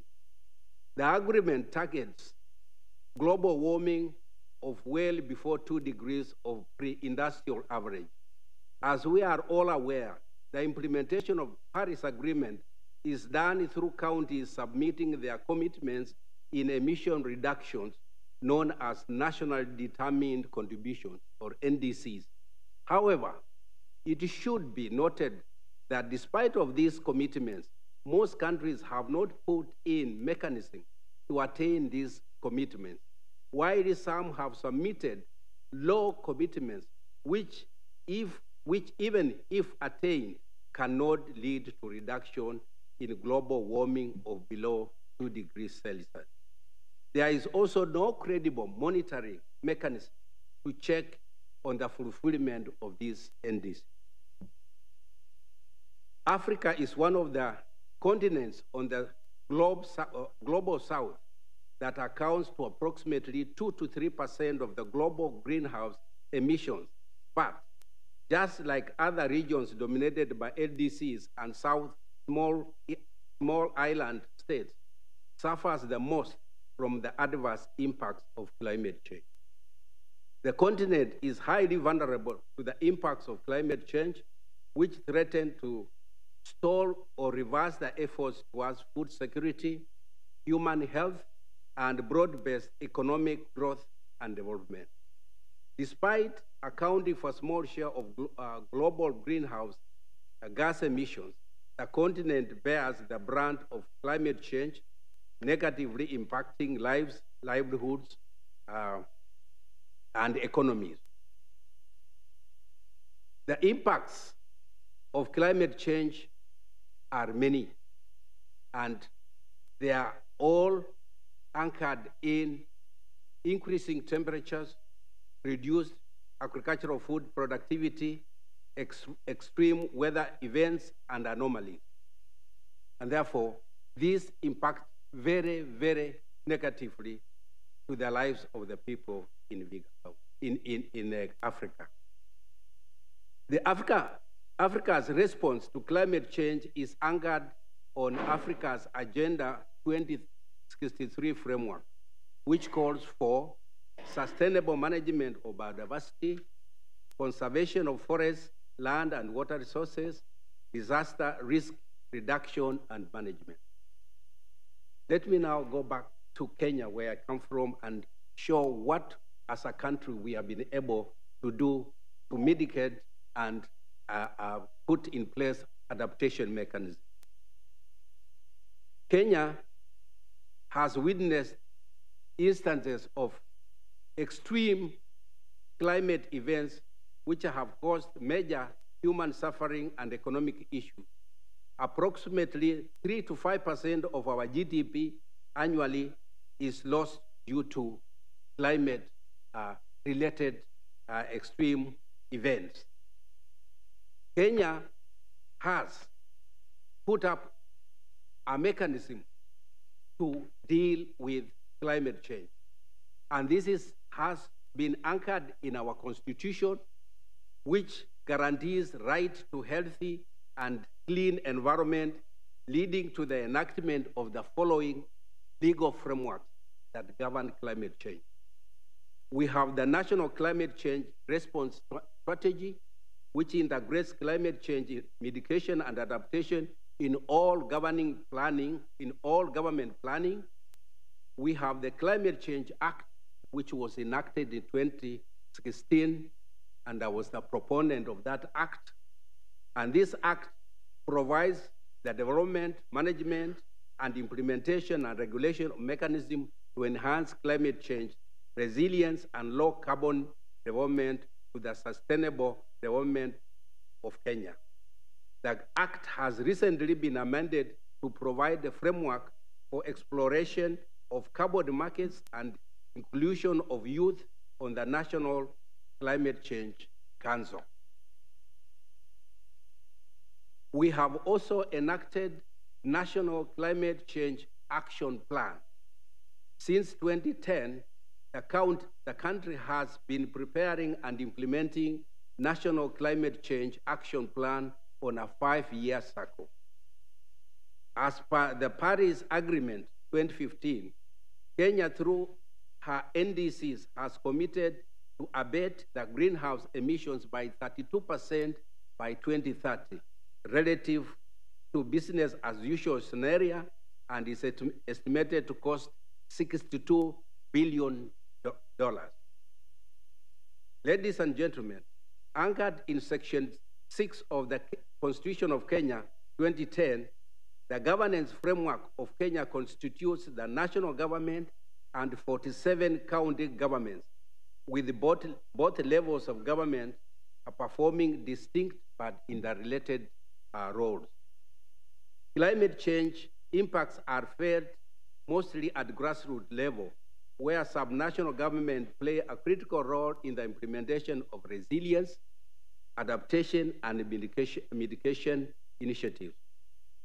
Chair, allow me hereafter to share a few insights on how subnational governments in Kenya play a critical role in climate action, giving practical example for Vihiga County, one of the 47 subnational governments in Kenya where I'm the governor. First, we have all the 47 counties have enacted a legal framework to ensure that climate change is incorporated in all its governance systems. We have also established climate change governance structures at the subnational level. Guided by the legal framework enacted, the subnational governments have established coordination structures at county and ward level. The county level governance structures, namely climate change planning and steering committees and directorates, provide strategic policy direction and technical coordination on climate change initiatives. Ward climate committees, which is the smallest or the lowest at the village level, provides an interface between the subnational governments and communities during planning and execution of climate change adaptation initiatives. We have also established a climate change financing framework and mobilization to ensure that we get funding from the counties. That is, subnational governments have set aside 1 to 3% of their development budget into special funds known as county climate change funds, specifically for climate action. The financing locally led climate action is a critical program financed by the national and county governments as well as development partners in strengthening institutional capacities in counties and implementing community prioritized adaptation programs in clean energy, water infrastructure, climate smart agriculture, and environmental conservation with an aim of reducing climate-related risks. Currently, this is the only community-based climate resilience program being implemented in Africa. We are also strengthening the climate change adaptation and resilience planning framework. The strengthening of this climate change adaptation and resilience planning framework has been achieved through the use of the following participatory climate change planning tools, which include: 1, participatory climate change risk and vulnerability assessment; 2, participatory climate change action planning; and 3, participatory climate change information and early warning service planning. The planning tools guide the choice of community prioritized resilience investment projects which are implemented and their impact monitored at the community level. We also have put in place structures for strengthening monitoring, evaluation, reporting, and learning of climate action. The subnational governments in Kenya report annually to their respective assemblies about progress on implementation of climate action. As guided by the National Climate Change Act of 2016, subnational governments forward copies of their reports to the National Climate Change Directorate, which consolidates them for tracking contribution towards the nationally determined contribution. The above approach adopted by Kenya, where policy and legal frameworks have been formulated to guide climate action at national and sub-national levels, have had a significant impact in the country's climate mitigation and adaptation initiatives. Further, the inaction of policy and legal frameworks at subnational levels, where community involvement in climate action is mainstreamed, has had and continue to have a major impact and boost on how climate change is being addressed at the community level.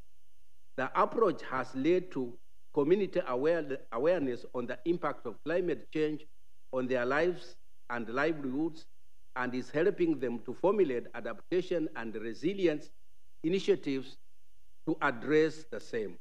Therefore, it is our conviction and recommendation that this approach should be adopted by the developing countries. It is gratifying to note that a number of African countries are benchmarking on how this system works in Kenya, with the latest one being Sierra Leone, which was in Kenya only recently to benchmark on the same. So that is what is happening in Kenya. As regards Vihiga, where I'm the governor, let me just briefly, okay, let me then give some concluding remarks. Ladies and gentlemen, as I wind up, allow me to make the following concluding remarks and recommendations. One, climate crisis is a global in nature with a diverse local impact. There is therefore need for leaders to join hands in seizing the unprecedented opportunity to accelerate global decarbonization while pursuing equality and shared prosperity. The unpredictable weather events and patterns in Africa, such as prolonged droughts, devastating floods, and out-of-season storms and wildfires, cause massive humanitarian crises with the detrimental impacts on economies, health, education, and peace and security, among other issues. Lastly, I wish to note that climate change is a global crisis, and therefore all of us must act now to control its catastrophic impacts and should build resilience. Thank you.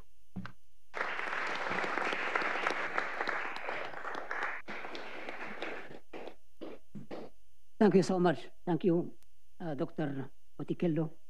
The next speaker is the Honorable Roberto Gualtieri, the Mayor of Rome.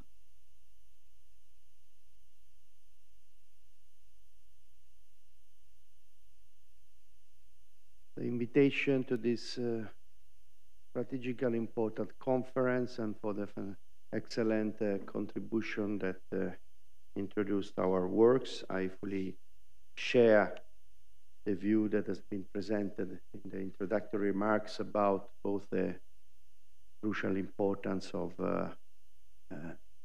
addressing and fighting climate change with mitigation and adaptation, and the underlying necessity of a comprehensive approach which includes societal transformation and gives a specific role in terms of governance to local actors.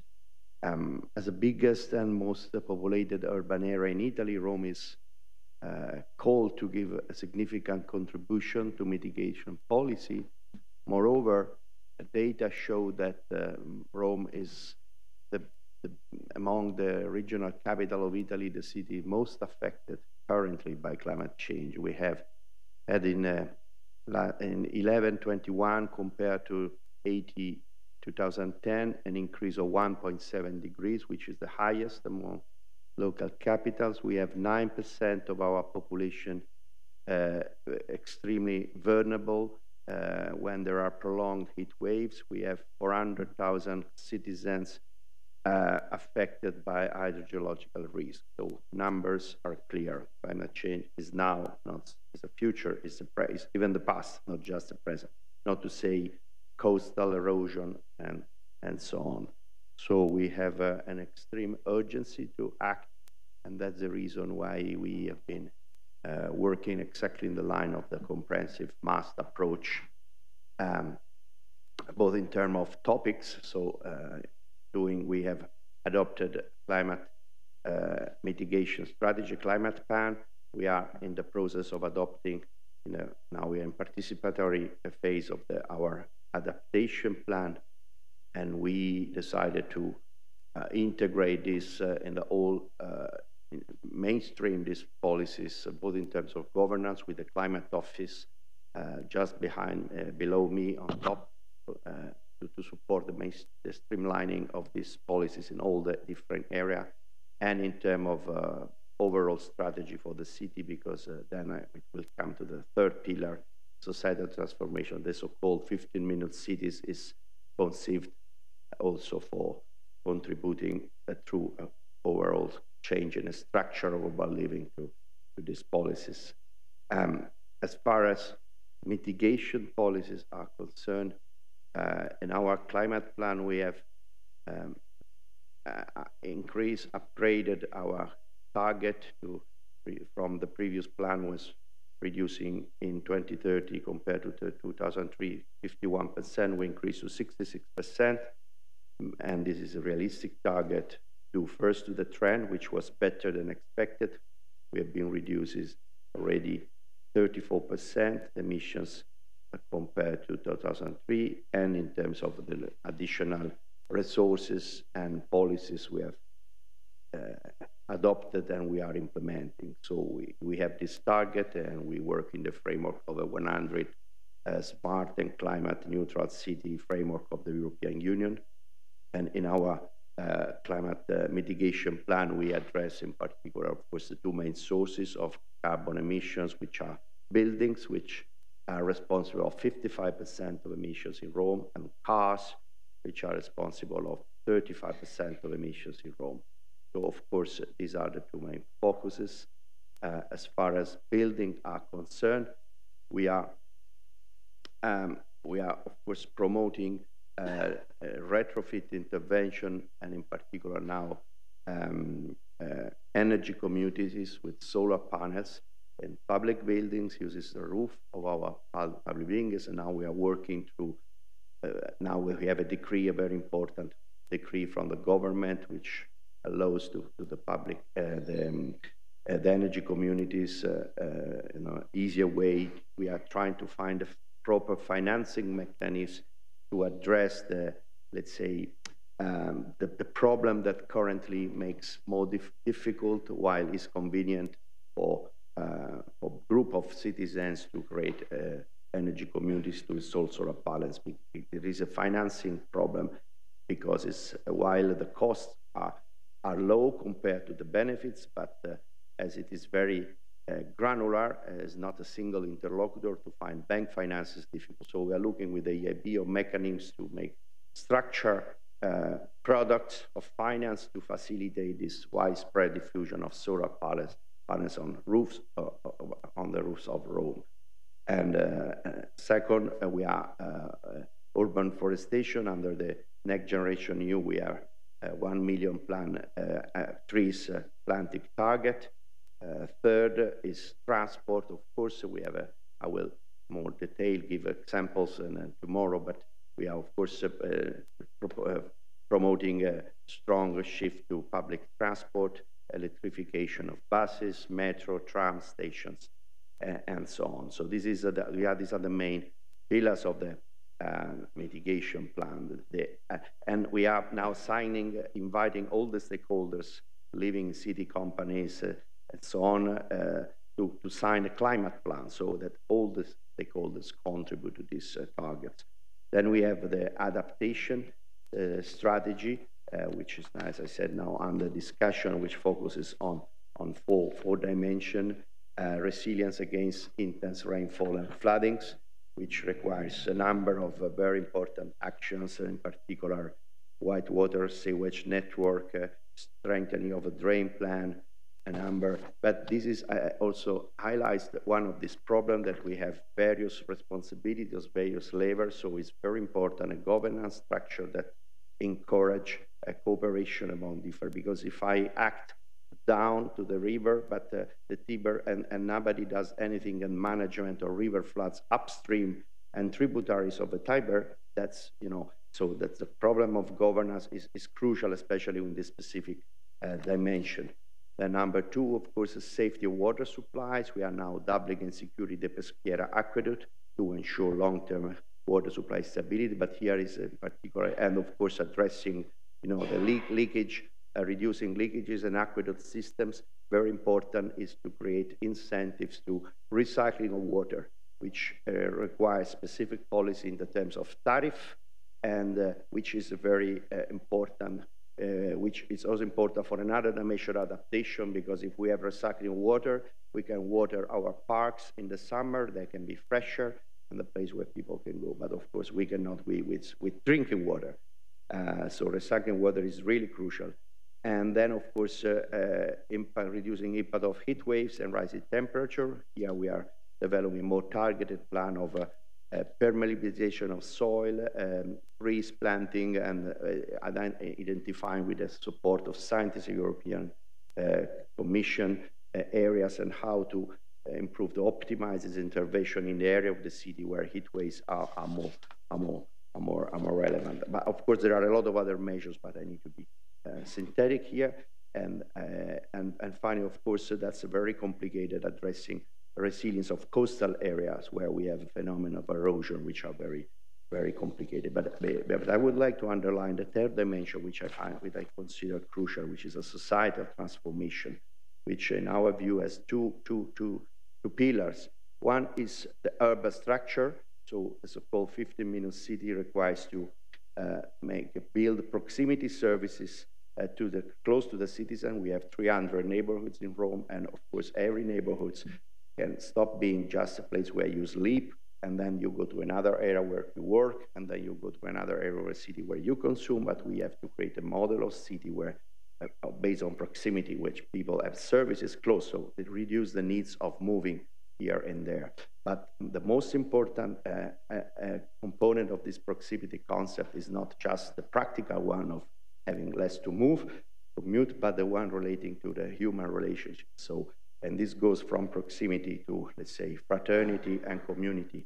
So to support local engagement, active citizenship, a sense of community produce and supports ethical engagement, which Pope Francis called ecological conversion, which affects not just the, factual reduction of emissions, but and links the climate challenge with more social equity and so the social dimension of sustainability, which is both ethical and practical, because of course we need also to reduce inequality. This is part of the adaptation, of course, because people, if they are poor, they are more affected. So this dimension, of course, let's say that the fraternity dimension is extremely important. And so this, I would like to really support the remarks of the introduction in 2 points. First, governance is crucial, and the role of local authority is crucial, because we are the place where things happen and where things can be changed. So, and we have a deficit in terms of governance. I don't have the time to elaborate on the various points, but it's very easy to identify the points which should be, let's say, changed in terms of providing, empower better local authorities to the tools to implement these policies. We have also a financing gap, of course. We have a clear, evident investment gap, which is very easy to quantify. In our plan, we have identified the resources. Now we are in a good moment because we have the resources for the Jubilee, we have the resources for next generation EU, but when this resources will be over, we have now currently, and of course this is affects more general terms in terms of macroeconomics priorities and so on, but it's extremely important. And third, and finally, as I said, this is extremely important, the active engagement of citizens and the general raising of awareness, because only with this common commitment we can, and then we think that in this, if we do this, we can multiply the awareness and also the actions, and so the targets that seem not possible are possible, because I fully agree with the Thomas Edison sentence. So it's not true that it's not possible. It's possible, and we have first to be the one who believe that it's possible, and then if we believe that it's possible, I think citizens can do more, far more than we expect. Thank you very much.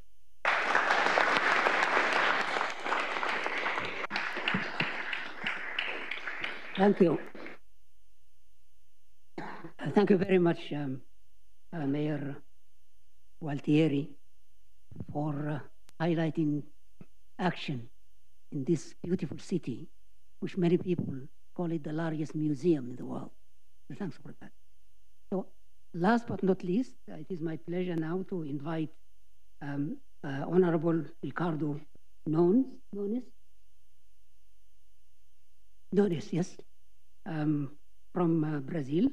He's the mayor of Sao Paulo. Please.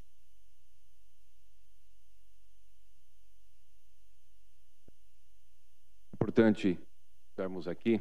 Irei falar em português.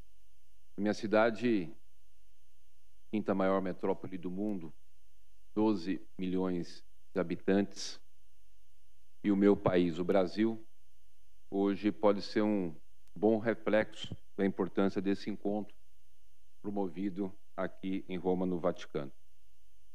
O Rio Grande do Sul, que é um estado dentre os 27 estados do sul do meu país, hoje tem dezenas de cidades que estão alagadas, sofrendo por conta das mudanças climáticas. Portanto, as ameaças ao meio ambiente que sensibilizam as pessoas e mobilizam governos no mundo todo exigem ações vigorosas, planejadas e urgentes. Partem dos dados que a comunidade científica apresenta, como o professor Lee colocou hoje,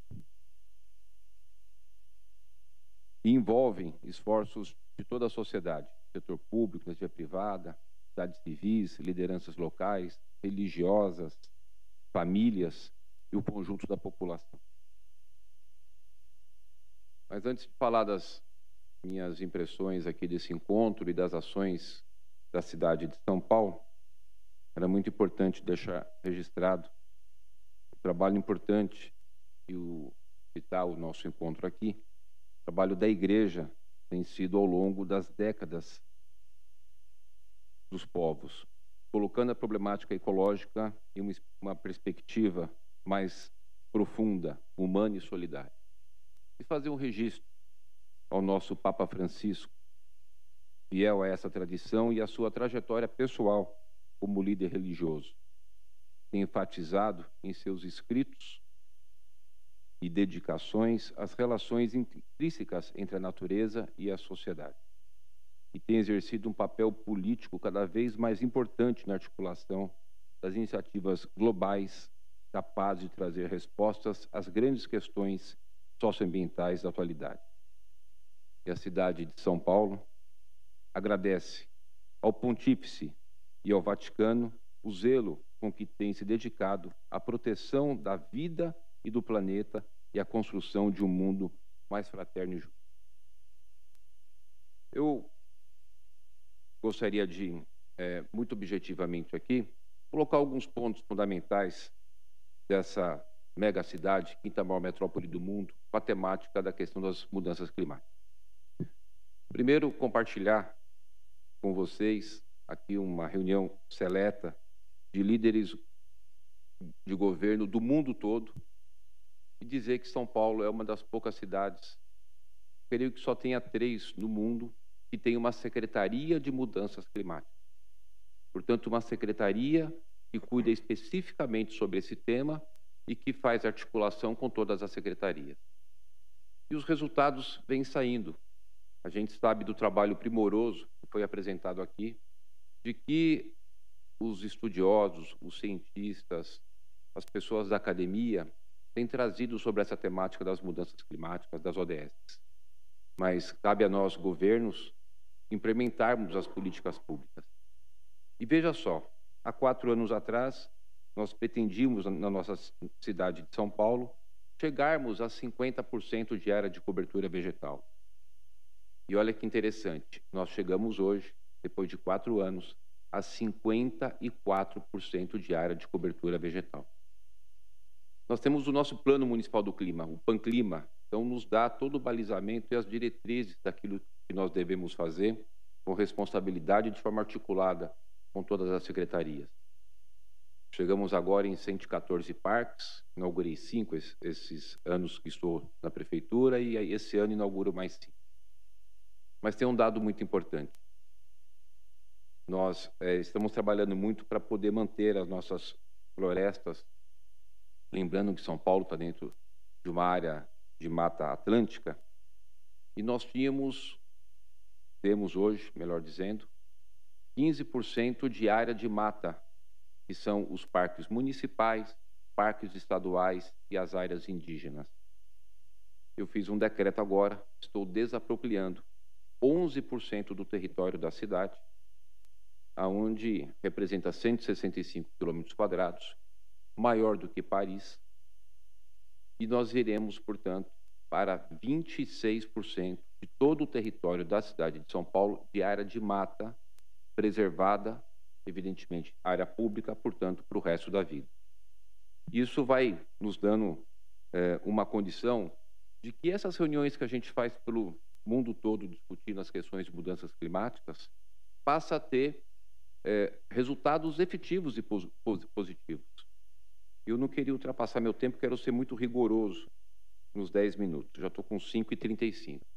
Então, eu falei um pouquinho dessa questão das ações reais, o Plano Municipal do Clima, Secretaria de Mudanças Climáticas, da área de cobertura vegetal. Mas, por tudo que a gente escutou aqui, eu queria compartilhar um dado muito importante, que é a questão da emissão de dióxido de carbono. Na cidade de São Paulo, 64% da emissão de dióxido de carbono são provenientes dos 7 milhões de veículos que circulam por dia na cidade. E, senhoras e senhores, observe o quanto é importante o que eu quero trazer de contribuição. 64% da emissão de dióxido de carbono, professor Marcelo, o senhor falou muito dessa questão, é proveniente dos veículos. Metade dessa emissão é proveniente dos carros a diesel, em especial os ônibus. Nós temos 12 mil ônibus na cidade de São Paulo. Portanto, o que é fundamental? Substituir esses ônibus a diesel, que tem uma contribuição enorme na emissão de dióxido de carbono, por ônibus não poluentes. O que nós temos de opção hoje? Os elétricos. Poderíamos, talvez tenhamos aqui um tempo, hidrogênio, enfim, o que temos de opção hoje é o elétrico.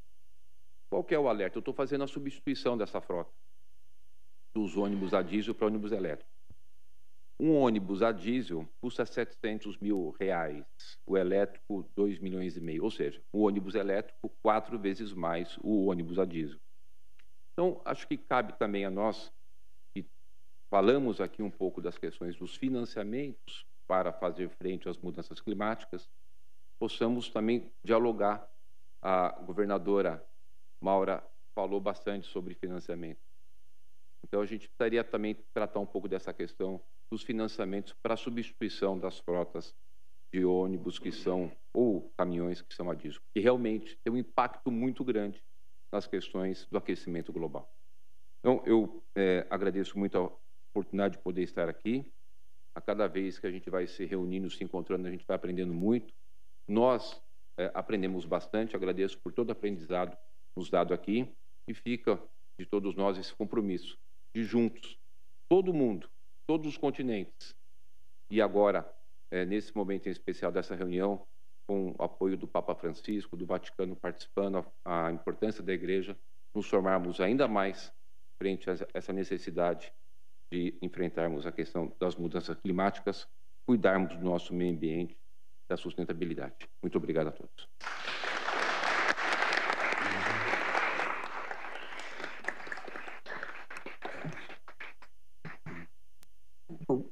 Thank you very much, Mayor Nunes, for your presentation and the timing. Thank you for that. Now, ladies and gentlemen, I think it's about time to have a coffee break. But before doing that, let us all thank the speakers this morning.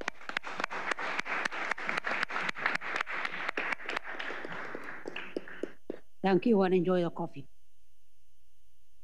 So coffee break is just in the corridor on your right, on my right, as it were.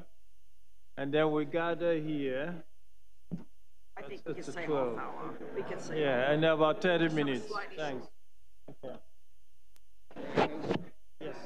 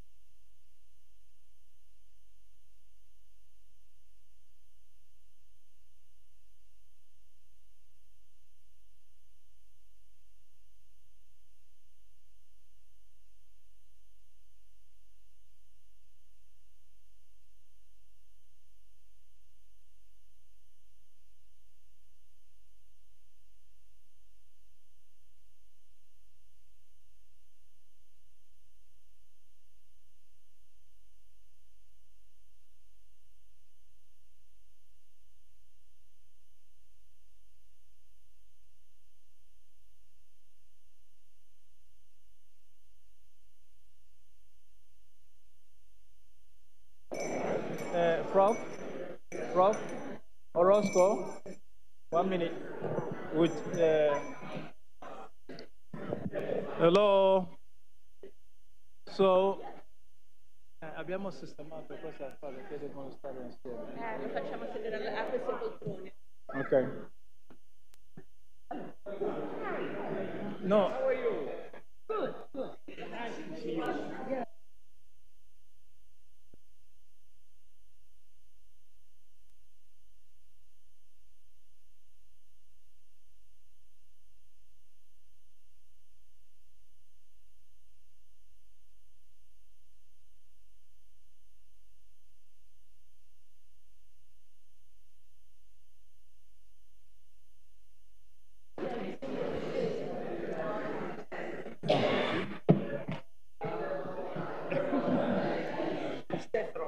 Stefano, tu conosci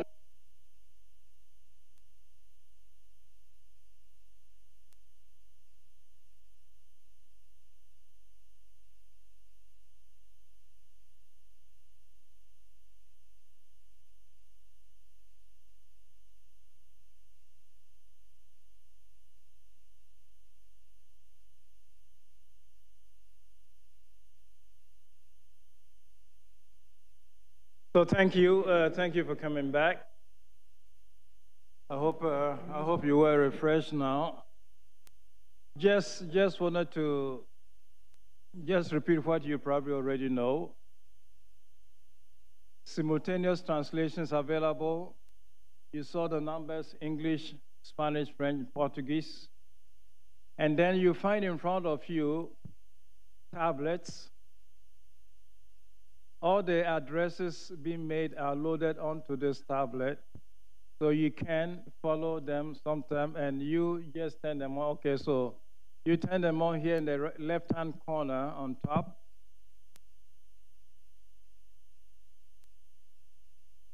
The left-hand corner on top here is a knob. You turn it on there.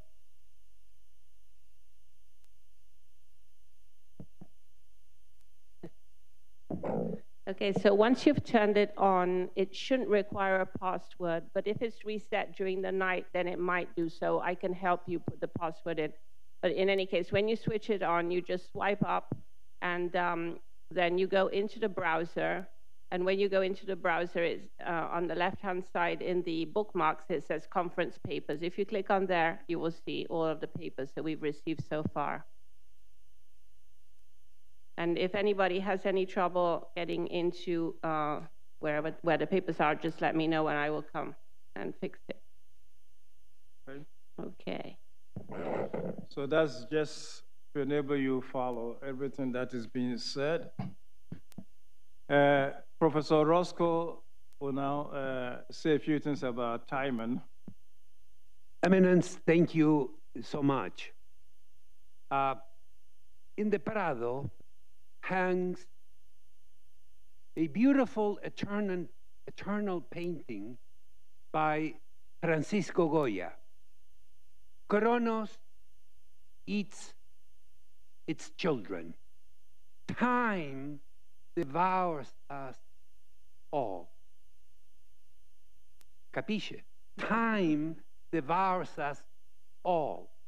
So please be mindful that the time you devour beyond what is allotted to you is time that our fratelli here, our brothers and sisters, don't have. So please stay within your allotted time. Thank you. So with that, I think we'll resume work. And we want to invite Professor Paul Kirsten and Sunita Naim to moderate this session. Should I begin? Okay. Thank you. So Paul and I agreed I would begin, and then he will take over from me and give the concluding remarks. So firstly, thank you so much for this opportunity. And as we've just been reminded by Marcelo, time devours us all.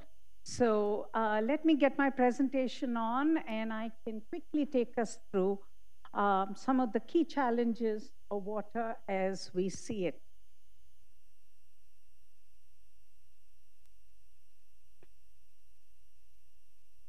Okay, sorry, madam. So water is life, livelihoods, and health. We know that. We also know now that climate change is adding to water stress in the world.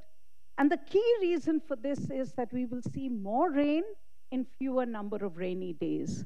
If I just give you one number for you to remember, in India, we get on an average only 100 hours of rain in a year. And we are now talking about more rain in fewer number of those hours. And that's why, and you will hear from, you heard it in the morning as well, it leads to floods and then droughts. Climate change is also adding to heat stress, which in turn is going to add to the demand for water. But the point that I want to make very clearly is that climate change is only an exacerbating factor. Our water crisis stems from our inability to build an affordable system of water management to supply clean water to all, to take back the waste, to recycle the used water for all. So when we talk about resilience, we are really talking about reworking the current practices so that we can make a water-wise and a water-secure future. We do a database of extreme weather events in India. And we do this because the Indian Meteorological Department has an extremely good information source that comes out on a daily basis on what they qualify as an extreme weather event. The bottom line of this is that in a country like India, we are seeing now one extreme weather event a day almost in a year. One in a day, which means more rain, more storms, more cyclones, more heat stress. This is official data. Now, this has huge impact on the poorest in our world, the most vulnerable, and those who have not contributed to the stock of greenhouse gases. This is the ultimate immorality of our world. And we need to remember the victims and put a human face on them. The fact is that this intensity and frequency is making people unable to cope. We heard from Marcelo today about migration. The fact is, migration is not a single factor. It is a multiple factor. And it is about how these extreme events coming on top of all the other distress factors is leading people to leave their homes. They are being pushed out. This is not the pull of the city, but the push. If you look at water, and from our database, you will see just in the last year, 65 weather stations across India reported that they had the highest 24-hour rainfall in 122 years.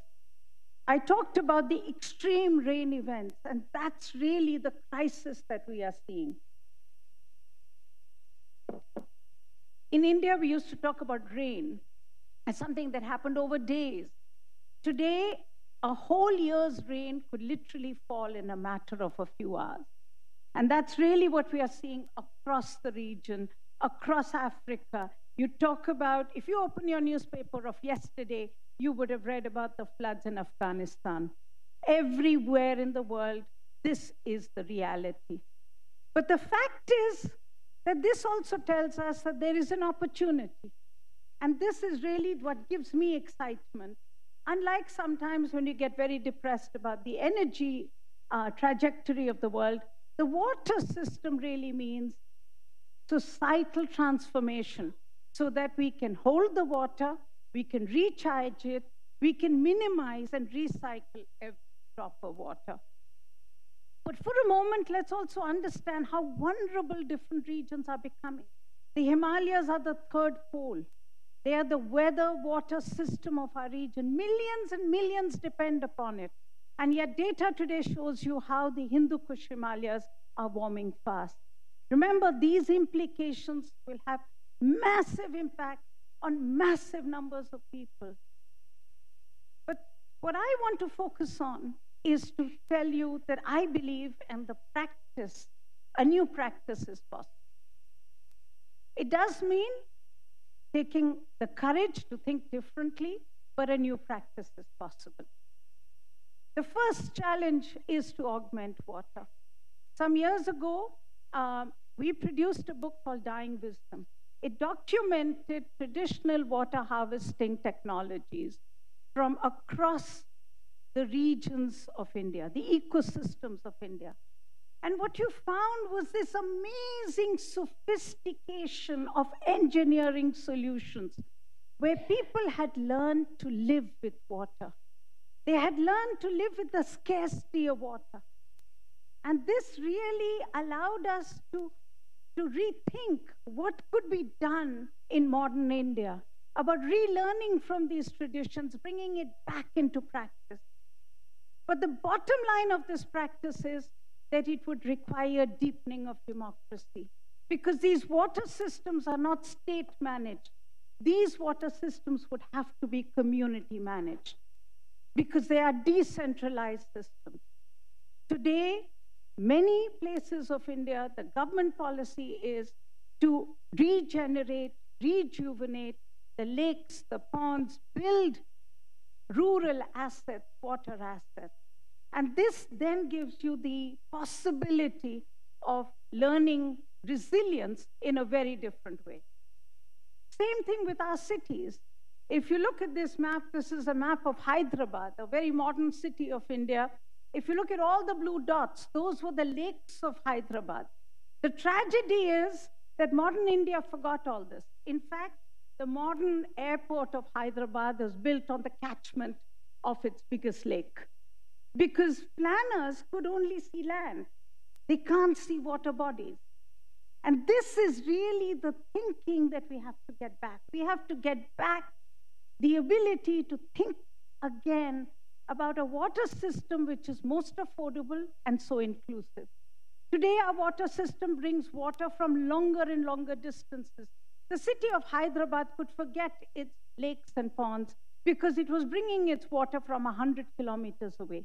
But the fact is that water system is capital intensive, resource intensive. It leads to conflict between the rural and the urban. It adds to the cost of supply, and that then creates the crisis for the future. This is the opportunity to rethink. The other challenge is really about using less and wasting less. Again, a lot of this is something that is in our hands. It's about changing diet, food that is more prudent, less wasteful. In my country, we grew millets, which were grown in areas which had less water.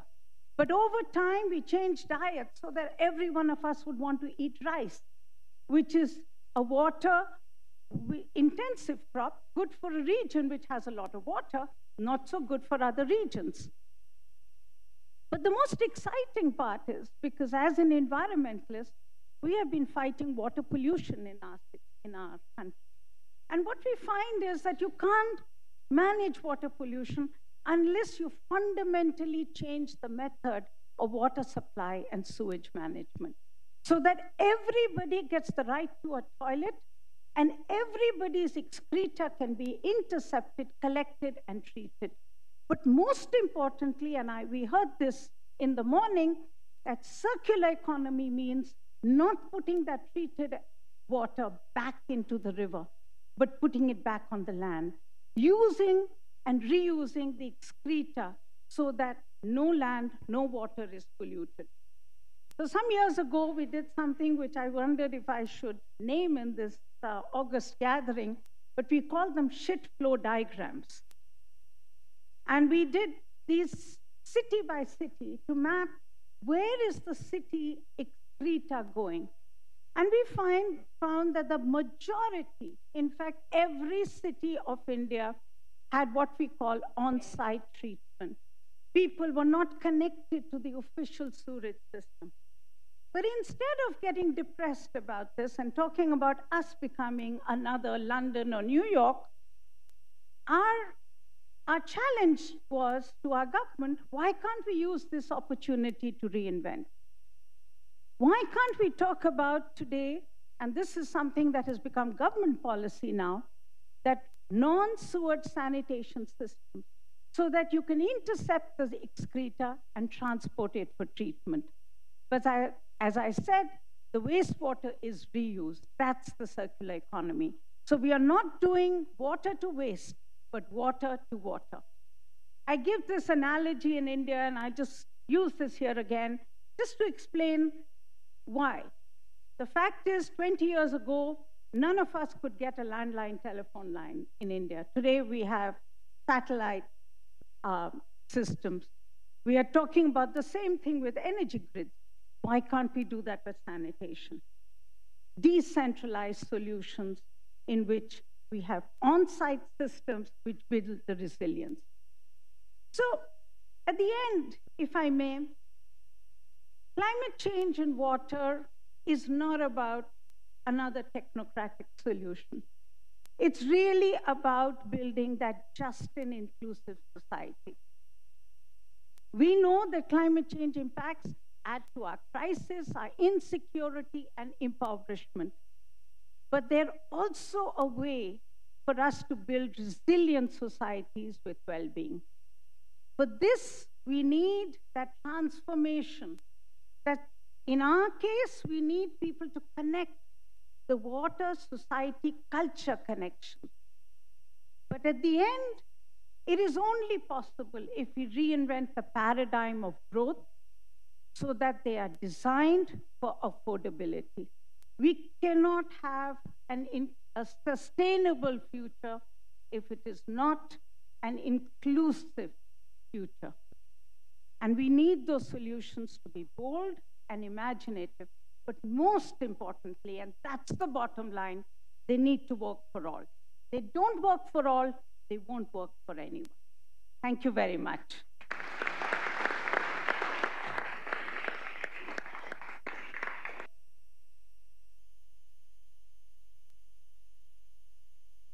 To my co-chair role and hand over to Joyce Kimutai from Kenya.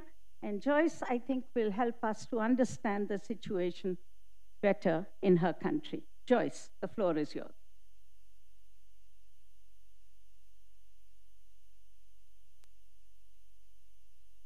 Thank you very much, Sunita. And that was a really good presentation.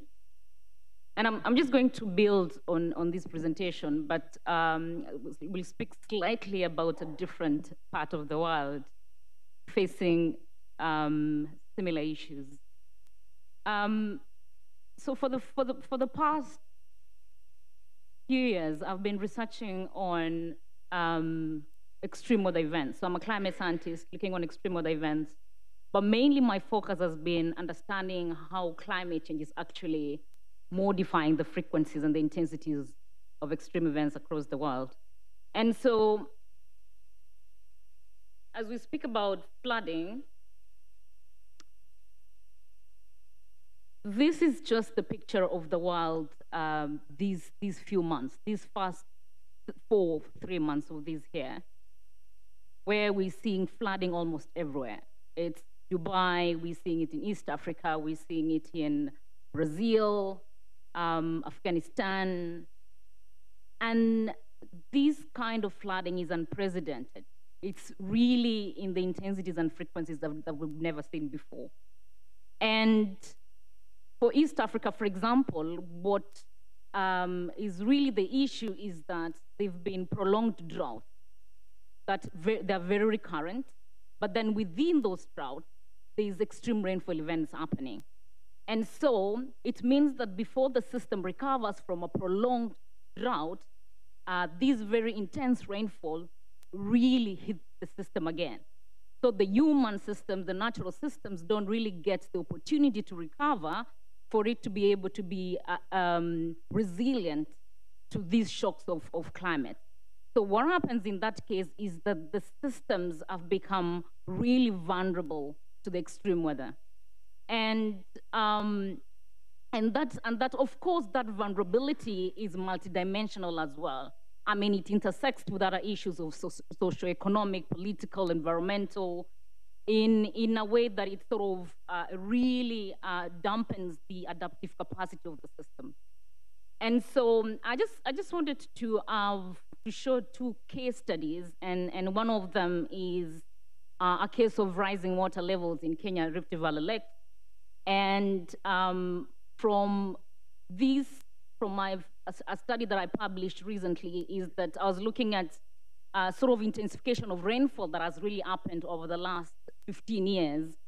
And you're seeing periods of drought and then extreme rainfall, very short, intense rainfall happening. And what happens is that there's a phenomenon that is happening on the Rift Valley region. The Rift Valley region of Kenya is, of East Africa, is that region over there. So it's really a valley that cuts across from Ethiopia, Somalia, all the way to Tanzania.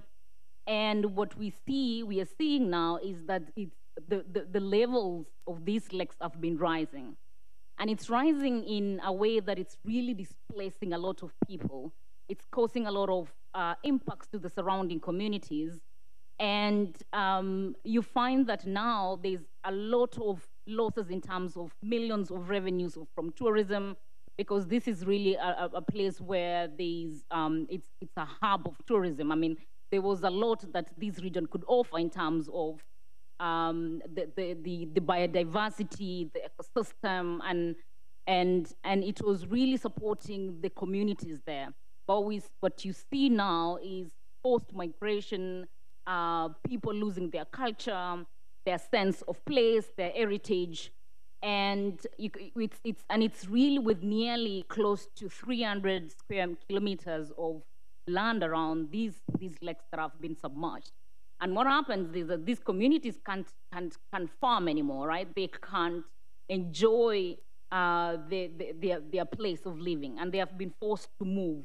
And it's really a problem. And this second picture there, what you can see there is that there was a bridge connecting two islands in one of the lakes there, and you see that is completely submerged.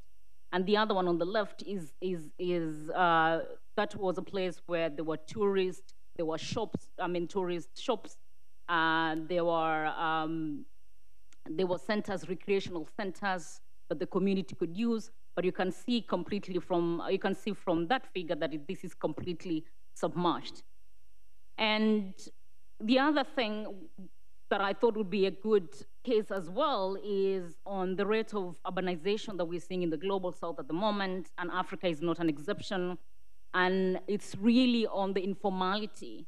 And we could see very clearly from the flooding that happened in Kenya this past month that our infrastructure is getting quite stretched, especially in the informal sectors where like the planning is not as adequate. And I think one thing for sure that is key now is really to transform the urban structures and the governance in the urban cities so that it can really accommodate this sort of rapid urbanization, and also the changes in the dynamics around like cities and all that. And but I think what is really important, what I thought is important for me to point out as well in my presentation today is the fact that the level of adaptation finance that is available for vulnerable communities or even for governments to spend is really quite low. And this report, Adaptation Gap Report, showed very clearly that adaptation is very underfinanced at the moment, and it's really lacking in all areas. So it's on planning, and it's on investment, and on finance itself. And what this means, what's the consequence of this is that we will see these extreme events continuing to impact vulnerable communities, impact escalating, and going to really increase the vulnerability and dampen that adaptive capacity of these communities. And one thing as well, I mean, it's one thing to say that, I mean, even as the governor for Nairobi, for Vika today explained, is that there's a lot of strategies and interventions, both at the national and the local level, that the Kenyan government is putting. But the thing with that is that if the financial flows are not adequate, it means that there will be a growing debt distress, because national governments have to dig into their pockets to spend their national budgets to respond to this confluence of crises or disasters. And especially for East Africa now, where we see from one extreme drought going to one extreme rainfall event, causing massive flooding, it means that the government is really spending a lot of money responding to these disasters, trying to see how communities can build their resilience, anticipate better for these disasters. And so then, what is really urgent is the fact that we need transformational investments in developing countries. And I think very importantly in that case as well is to talk about concessional finance, right? So that really these governments or developing country governments can be able to service this debt. Because you can see very clearly from this slide that these net finance flows to developing countries turned negative in 2023. And this has been a trend. And then so it means really for these countries, it's a very difficult time for them, where they are having to respond to these increasing disasters, escalating impacts, and then at the same time, they need to provide or they need to allocate money for priority areas like health, education, social protection, and other very crucial priorities for their countries. And so then, why does this matter? I think it matters because I just said that really if the developing countries are left to respond to these alone, it means then there will be low spending on health, education, and other social, and maybe social spend and social protection, for example. And then there'll be increased cost on capital and even low investment. And what that means is that there'll be really so slow urgency in like transition, energy transition, and even investing in resilient infrastructure that can make these countries more resilient. So that means these countries are going to continue experiencing these escalating impacts in ways that can really be difficult for them to cope. But I think something very crucial as well to say is that there will be missed opportunity in the case that we know Africa, for example, now is really critical for energy transition, right? I mean, we have the critical minerals and the carbon sinks. And of course, I'm not saying that we should shift the decarbonization burden to the global south, but I'm saying that I think Africa holds critical resource that can help us transition globally. Thank you.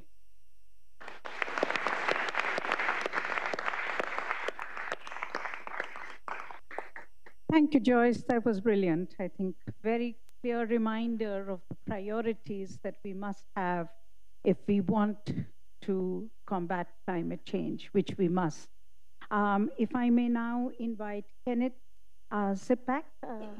You told me how to pronounce your name, and I have got it wrong, I know. But Kenneth. So Kenneth from MIT. Please, Kenneth. Thank you very much. And I think as we're waiting for the slides to come up, I want to compliment the organizers of having this as both the social science and the science community, because what we're about to talk about in the water session is all the interaction. They don't exist separately, and what are those impacts together, and we need to solve them together. So our talk today is going to be about climate change and drought, and the group did not plan this, but we're having a focus on Africa today. As a famous American politician, Tip O'Neill, said, all politics is local, but all climate change impacts and adaptation are local as well. So we want to put it in a case study. So for my brothers and sisters from other continents. Some of the messages are the same here as we heard from India. And I also want to point out my two colleagues who are co-authors on this, Reverend Len Abrams and Tim Thomas. Len has been working on the ground in these issues in Southern Africa. We've been working together for 10 years on these problems, and we want to address them. So when we go to drought, it can be very difficult to define. So generally people think drought is when there's not enough water.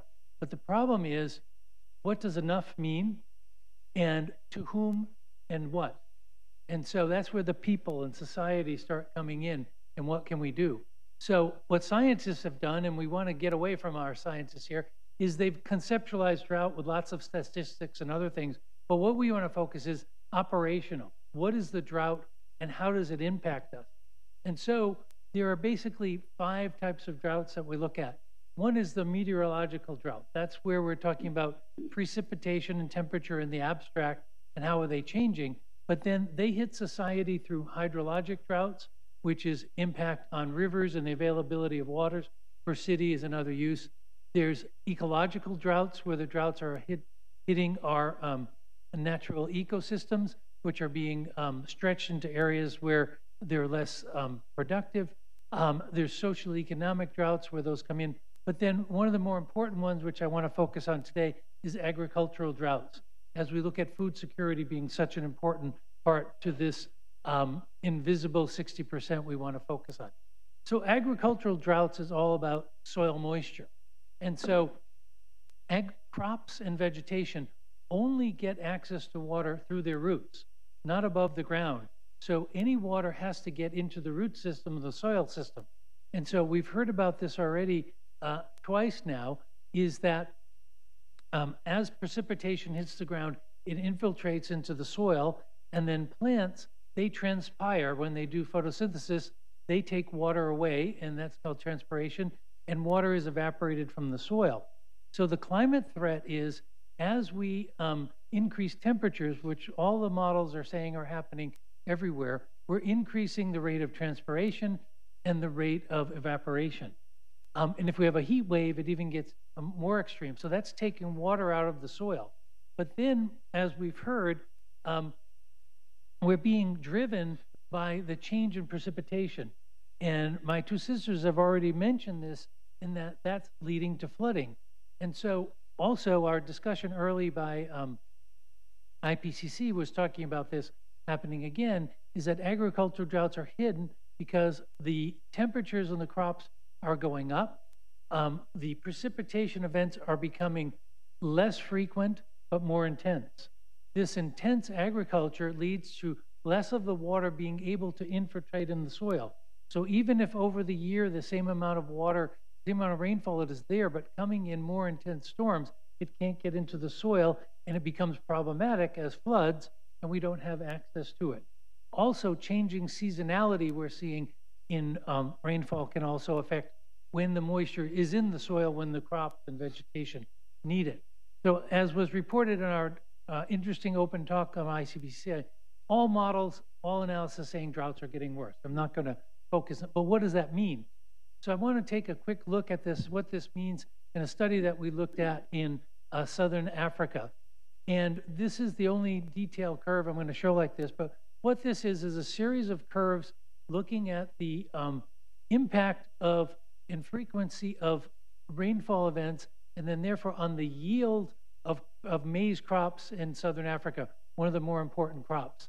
The lines on the left-hand side are current climate, and moving over to the right are future climates. And what we see is that curve, we're really worried about the 20-year drought. So at the pinpoint of those two lines is saying that a 20-year drought now, one that will occur with a 5% chance every year, we call the 20-year drought, that's going to lead to about a 25% drop in yields in maize. And that will occur about once every 20 years. Now, in the future, if we go horizontally over, what we see that is the frequency of an event of 25% will now occur much more frequently, and that's going to take place in about 1 in 5 years. So we're going from a 1 in 20 year event That's going to be happening every 5 years now. Or if we look at it the other way and go down that curve, what was happening once in 20 years where we lost 20%, 25% of crops, we're now going to lose 40% of crops. So are we ready to handle this? So we have greater losses, bad years, and a higher frequency of those. Either way, we want to look at them. Now, we talked about meteorological droughts and agricultural droughts. We're going to look at the difference.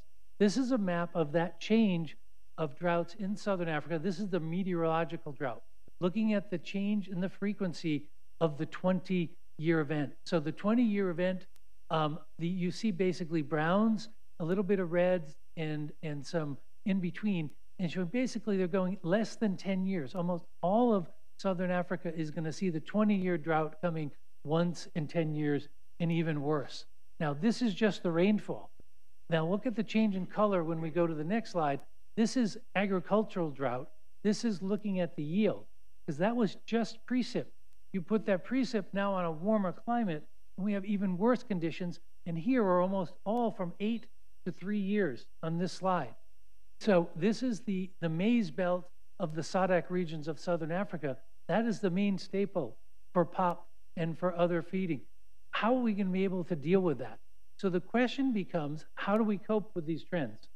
Now, generally, commercial farmers will have access to resources, financial, high seeds input, government information, forecast, potential for irrigation. They can maybe adjust to that. But what about the rest? That's what we want to look at. Smallholders. So globally, 84% of all farms in the world are less than 2 hectares. However, those small farmers only account for 1/3 of the world's food production. Where's the food production going on? In the industrialized world, in the north, where there's large farms producing that food, and there's a huge food trade. Now, in Africa, smallholders account for about 80% of the food production, and also the same in Asia. So the small farmers are really important to the food security of sub-Saharan Africa. So when we look at it, why we have this invisible 60% of Africa's population, we're now at about 1.2, and I just heard it's now at 1.4, but 60% of that is rural. And most of those are engaged in rain-fed subsistence farming. So what does this change from a drought every 1 in 20 years to a drought every 1 in 5? What is this going to mean, and how are they going to cope? When we look at this, one of the problems in Africa is Africa has significantly higher costs for irrigation than the rest of the world, particularly in Asia. They don't have the infrastructure that in roads and other civil infrastructures to lead to that, and they don't have the access to water in the right ways. So it's going to be stuck with rain-fed agriculture. Currently, sub-Saharan Africa is importing about $35 billion per year in food, and by 2060, it's forecast to go up to $110 billion. How do we deal with that in our situation? And why are these rural areas invisible? What makes them invisible? They're generally invisible because our economic models that I'm involved in all the time and we generally work on, which we're showing some really fancy results on the right-hand side, they're looking at markets, GDP, suppliers, demands, pricing. Most of the smallholders are subsistence farmers that aren't in the market. We're not seeing them. So they are many times by government looked at as a drain on society. They're not directly contributing to becoming middle income by GDP per capita. And they don't have the access to some of the resources that we have that we need to work on to work on this. So why are they vulnerable? So we have these people that are living in the region, and this is a diagram that was developed by the Stockholm Institute for Water. And what we see are along the x-axis at the bottom is the type of farming system, and along the vertical axis is the availability of soil moisture.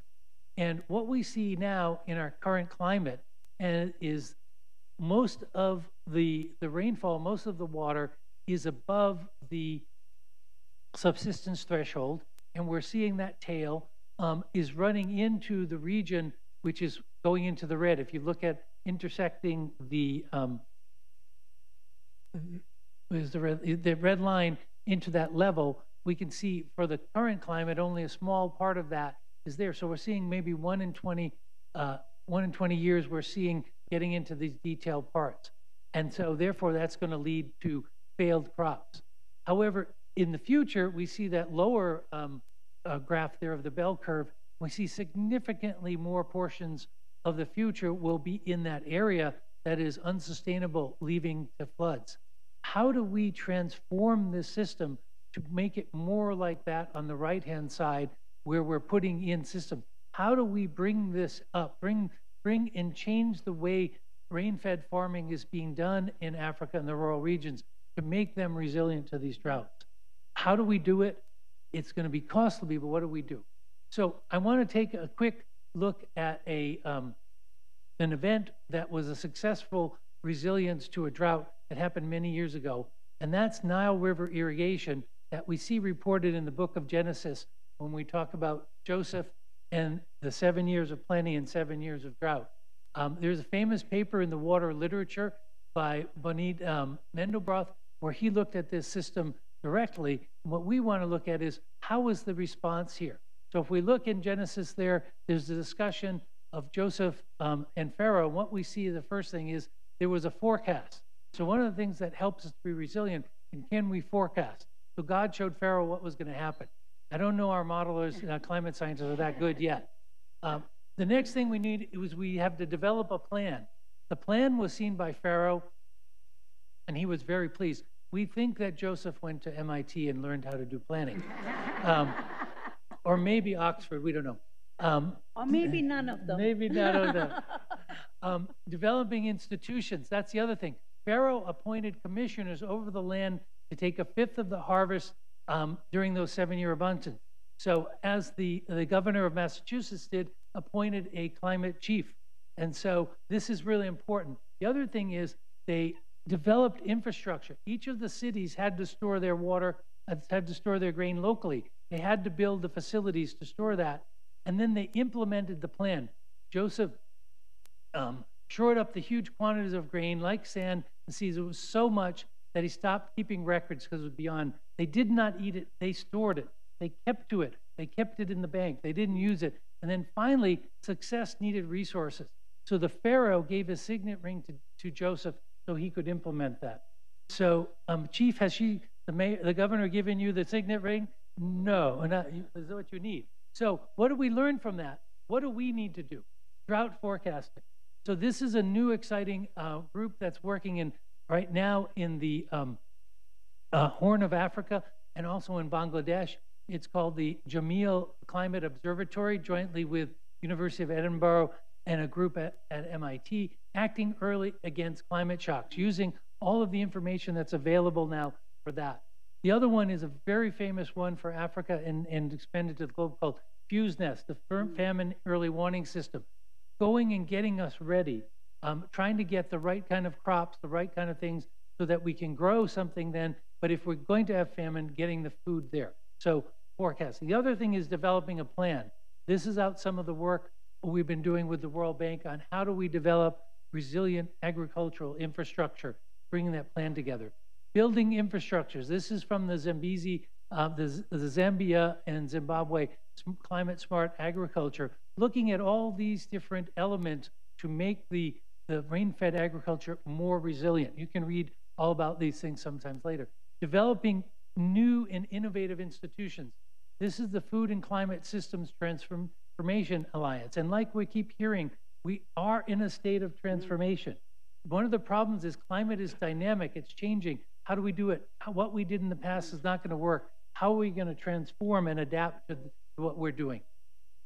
So this is one thing. We also need resources to do this. Our priorities are going to have to change. What this shows here is that investments in large-scale agriculture and irrigation, which tend to do it, does not bring the return that you get as we focus on detailed irrigation. So we have a call to action. Smallholder farmers are important. They don't have the access to the resources. Smallholder farmers are often where it's most likely to be hit. And then finally, we have a call from the Bible here, which we say, we shall open wide our hands to our brothers, to the needy, for the poor in our land, and we don't want them to be invisible or forgotten. The needy shall never be always be forgotten. The poor shall not perish forever. So let us not forget these smallholders. Their families, and in Africa, it's 60% of the population. We're called to action now, and it's going to be even more so in a changing climate. So I thank you very much for your attention.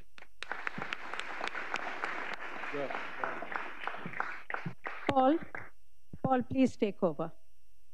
Thank you very much, my friend and colleague Ken Stresbeck, for an insightful talk about the various modes of drought and how they might be managed. Our next speaker is Kanjin Yu from China. When I first met him, he was talking about sponge cities, but now he's gone global and it's going to be Sponge Planet. Kanjin? Thank you. Thank you, Paul, for such a nice introduction. Slides, please. It is, we have so many challenges. Carbon, flood, drought, habitat loss, and healthy of human being. So what's actionable, scalable solution to do that, to solve all the problems? So that I promote to create a sponge city, and now I want to say it is a sponge planet. Certainly with challenges you have seen, I don't want to go through many of that, you know all that. Now the conventional solution is great infrastructure. We are talking about adaptation, but wait a minute, adaptation can be very costly. Kovo Dam, Yangtze River Dam, aqueduct, these will reduce the resiliency at all, actually.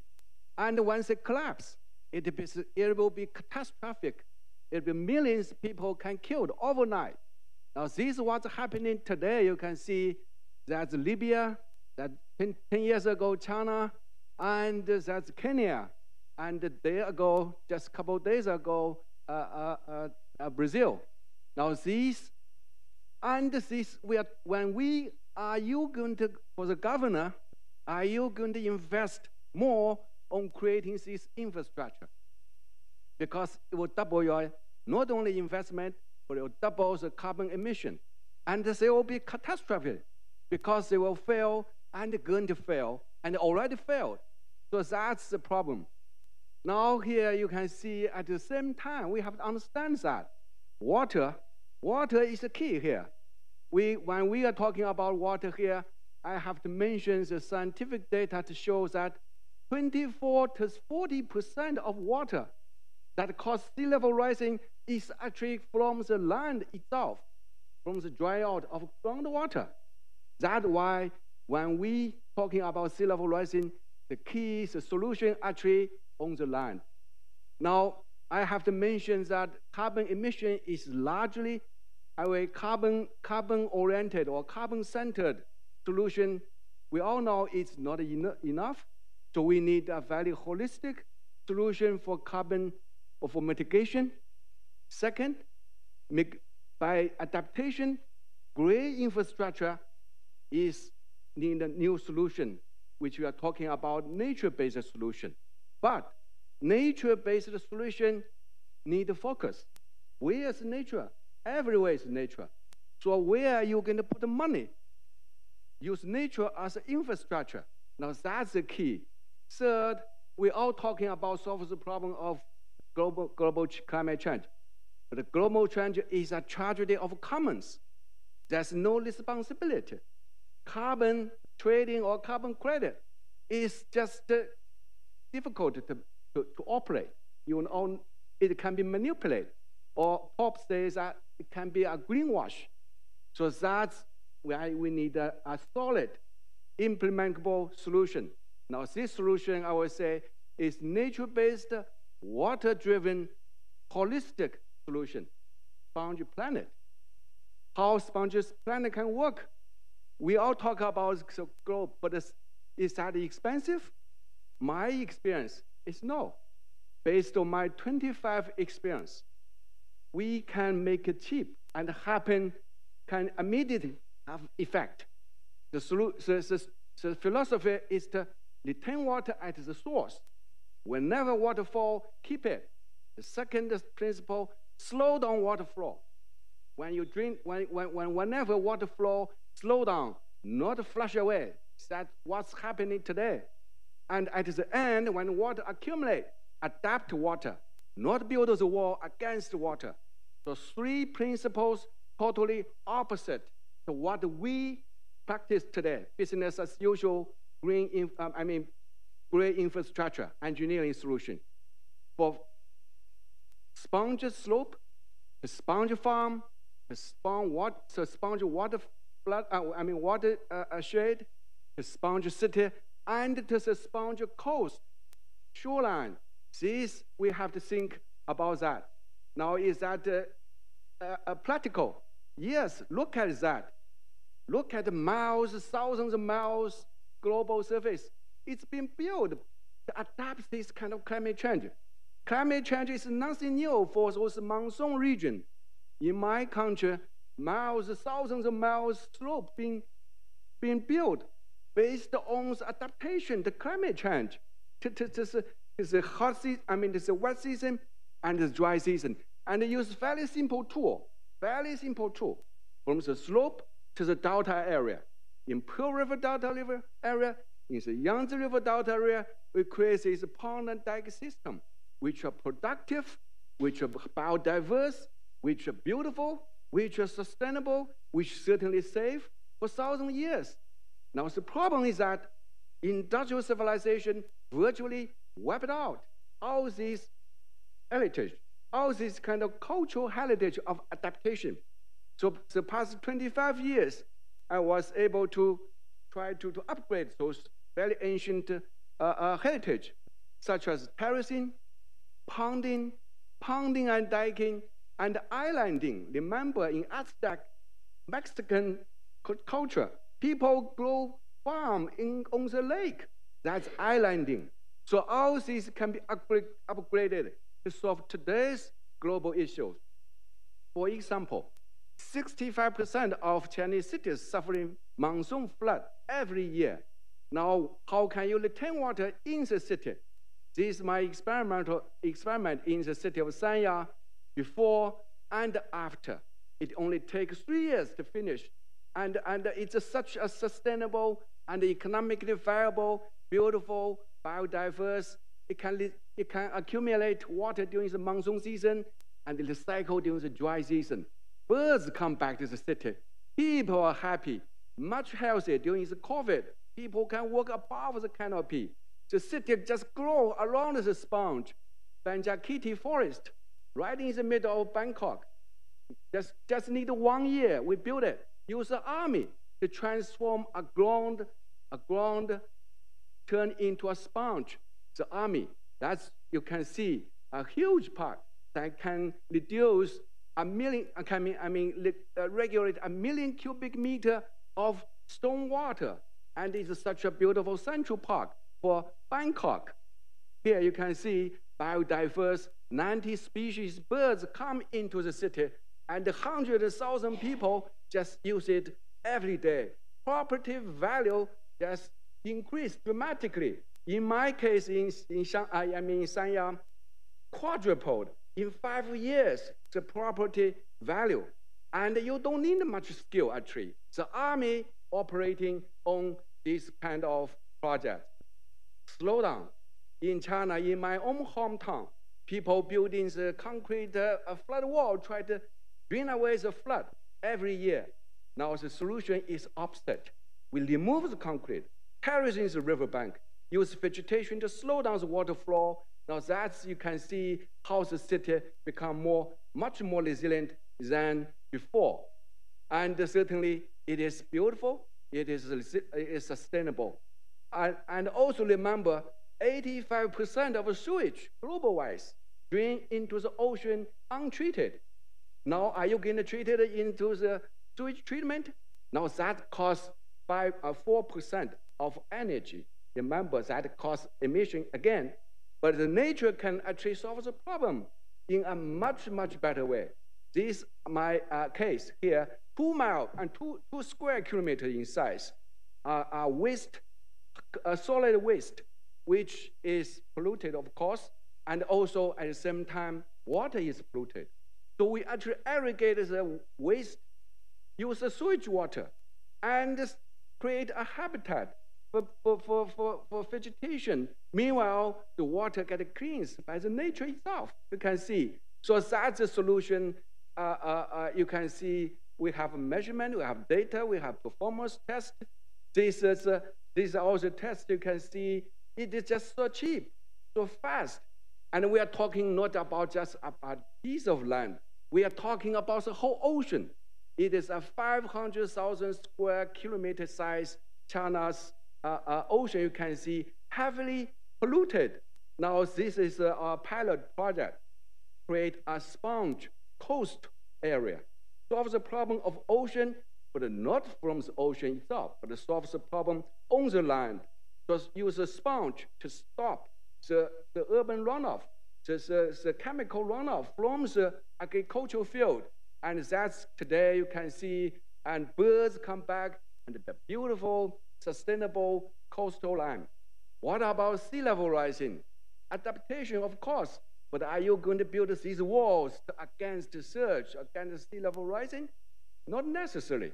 Or even much better solution is to remove the concrete wall. That's the site in Sanya in Hainan Island.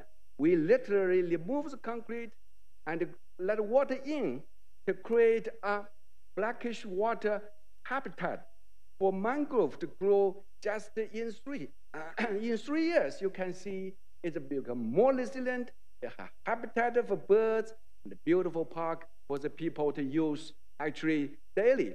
Now I'm talking about the whole wall. It's miles and miles of wall here in Haikou in China. That's the wall I'm going to deal with. That's after the wall was built. But remember, before the wall was built, it is actually much better habitat, large vegetation. So the wall destroys the habitat. Why? Because when the salty water flap over the wall, the salination causes the soil deteriorating, degraded, to kill the vegetation. The solution is a breathing seawall. We remove the seawall, actually, remove the top level, the top half of the seawall, let the wall be permeable to breathing. That's create a park along the coast. You can see from the concrete, the vegetation. Now that's before, this the after. That's after, only 2 years after. That's today, that's the seawall before. Now that's today's coastal resilient flood wall. That's today, yeah. So I'm talking about the transformation of the whole infrastructure today.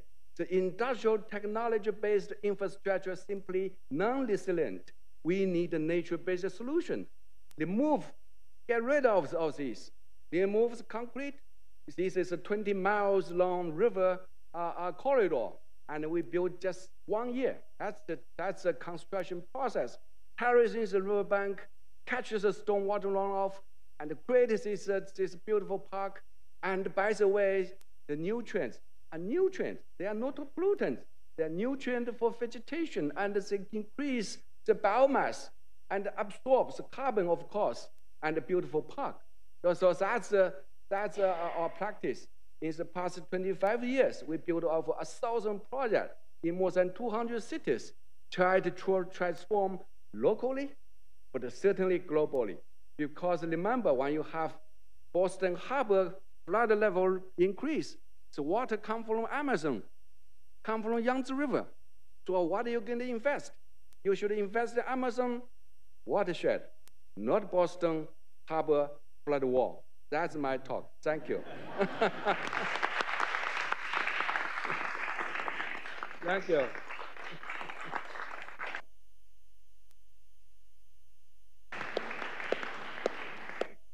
Thank you very much, Kanjian, for a wonderful description of the benefits of nature-based solutions to managing our water problems. Our next speaker is Jean-Jacques Mohinder, who's going to be talking about water and agriculture. Agricultural water, I think, is about 2/3 of global water withdrawals. And so this is a very important topic. Jean-Jacques? Thank you. Thank you very much, Paul, for the opportunity. And I also thank the organizers for considering bringing in Agricultural Development Organization. I use also the opportunity to recognize Professor Joachim von Braun, who served as a long board member for my organization and for his contribution to agricultural development in the continent. So I'll move straight to the presentation here. Again, this is the benefit of speaking last, because some of these areas have been largely covered by the other speakers. As said previously, our continent is among those continents that are largely affected by climate change, despite the fact that the contribution to the global warming is very limited. As you could see the map, which is not very different from what Kenneth presented, 17 out of 20 countries in Africa are threatened by climate change. As the governor said from Kenya, most of the countries they are spending between 2 and 9% of their national budget to mitigate and adapt to the climate change consequences. This is a recent report by UNECA. Coming back to agricultural perspective, although we always say that the continent is blessed by a huge potential for irrigation, but it's a missed opportunity that we're not exploiting it. Currently, it's only 6% of the total arable land, agricultural land, that is equipped with irrigation infrastructure. Imagine if we can, upgrade that, probably 20, 30%, the difference that it can make. In this year, 2024 alone, again, that comes to what has been discussed before, we're seeing two different contrasts in the continent as far as climate change is concerned. In the Southern Africa, we're seeing a huge drought spell going on, cutting across Zimbabwe, Zambia, Mozambique, Angola, the whole countries, which are currently receiving less than 20% of expected rainfall. And this is an impact of the El Nino in the region. On the other side, when you look at East Africa, countries are being flooded. Joyce has just presented the case of Kenya. Currently, reports from OIM shows that over 634 households have been affected, including 250 that have actually been displaced. I was 10 days ago in the Southern Africa, in Zambia and Zimbabwe, and all those states have just declared the state of emergency because of the drought. In Zambia alone, almost 50% of the population, 9.8, are currently being affected. And you can imagine the amount of money that the government is going to pump in this year. Now, to bring all this conversation down to the community, down to the villages, how are different governments coping with the impact of climate change to the local communities, vulnerable communities? I chose to use a case study of ecosystem restoration in eastern province of Rwanda, where I come from. This is a program that was aiming at building resilience for poor population with the aim to reduce poverty, but also increasing food security and income for the population. So back then, that was 2010, we looked at this whole northern west part of the country, which is a very highland area with excessive rainfall that used to have every year issues of water erosion, landslide, floods downstream, leading to serious impact to vulnerable communities. Government brought in a team of experts, which I used to lead then, and asked about finding a long-lasting solution for this food basket region of the country. And what has happened back then, this is a period where the country was going through the war, if you may recall, back in the 90s up to 2000 and plus. So there have been almost 20 years of carelessness in management of that particular fragile ecosystem. So almost 90% of the vegetation and forest cover was removed. This whole area was invaded by vulnerable communities, most of them being internally displaced people, and others being refugees from returning in the country from Eastern DRC. And all of that has led to a drastic change on the land use, coupled with the climate change. And so many people lost their life by landslides, by erosion, and also by flooding downstream. When we designed this program, this is how the catchment was looking for. It's a huge area of close to 7,000 hectares which was populated by close to 10,000 families. And as a result of that overpopulation on a very fragile ecosystem, there was a recurrent landslide, water erosion, flooding, a huge decline in fertility, but also scarcity in terms of fodder and wood deficit. And you can imagine the impact on the local communities. So government took a bold decision to actually commission very detailed studies to come up with a new land use plan. This is a work I was leading back in 2010. And the idea was to reclaim and restore and rehabilitate that particular fragile ecosystem. And in 2009, we came up with an inter-ministerial program, bringing in agricultural, environment, land, local government, gender and inclusion ministries to bring about a program that would rehabilitate that particular fragile ecosystem. The objective was really to make sure that we harmonize the healthy coexistence between the agrarian communities with that particular ecosystem, because there was no other place to relocate those particular communities. And the program also had an objective of maximizing sustainable economic contribution of the water catchment to the communities, leading to their improved way of living. Now, what we did back then was to go back and carry out a very detailed field surveys and analysis and studies to design a new land sensitivity map, looking at the areas that are suitable for crop production, areas that are suitable for rangeland development, but also areas that are not suitable for human settlement that could be used for forest regeneration. And this was followed by a relocation of the population that were living in very high-risk areas to low-risk areas, and therefore start undertaking comprehensive land husbandry work on the cropland, but also on the rangeland, including designing new waterways, silt management systems, but also establishing drainage in the command area to mitigate about the flood. And therefore, starting also a reforestation and forest regeneration in areas that were qualified as high risky.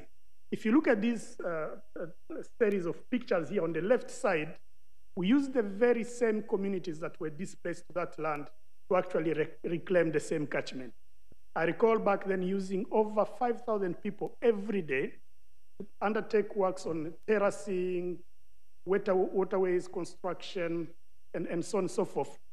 And you could see on the left side how the same catchment transformed in a period of 2 years.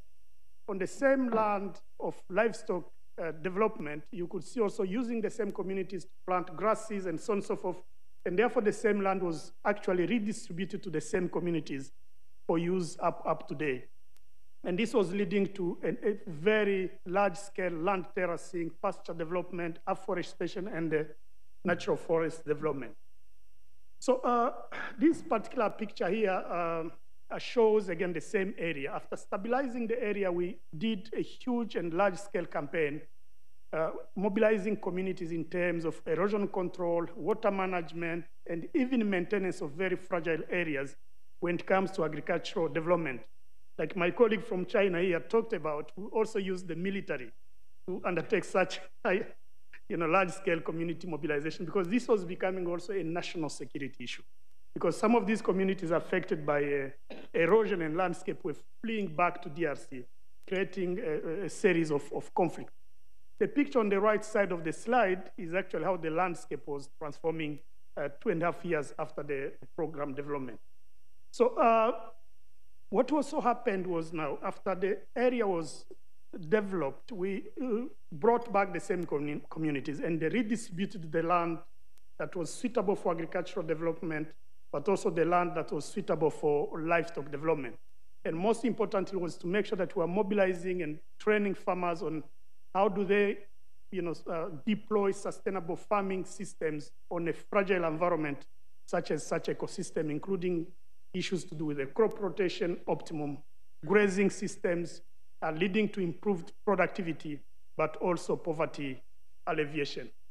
So I looked at back then, 2 years down the road after the project started just one value chain that was being promoted then. These are some of the varieties that my organization has helped develop.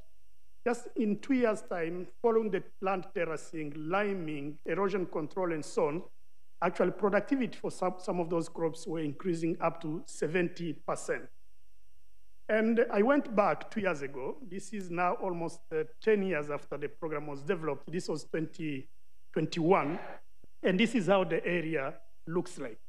So what I'm saying here in terms of concluding message is that it takes really, to address some of these issues we're talking about in this room, we can develop tools, we can develop models, we can develop innovations as development organization, but it takes government board decision to actually make it happen. Scaling is not done by development organization. Scaling is actually done effectively by a national government. In this case, we just brought the models, the studies, and the maps, and so on, but the government took the board action to deploy its own resources to reclaim this particular land because there was no option of relocating those communities to somewhere else. Number two, you have to leverage on a strong participation of the local communities and the local leaders, including even leveraging on the local knowledge. Like my colleague was saying here, there is a lot that farmers know. What they need is probably empowering them, equipping them, and leveraging on what they know to achieve the program objective. And lastly, beside building resilience of these communities, a well-structured landscape restoration initiative such as this one will actually lead to multiple other benefits, including ensuring food security for people, reducing poverty, even improving livelihood for vulnerable communities. Today, this area supplies the biggest cities in the country with potatoes and livestock. When I went there, this is the last picture I took of the rangeland area, which used to be completely degraded, and this is how it looks today. Thank you for listening.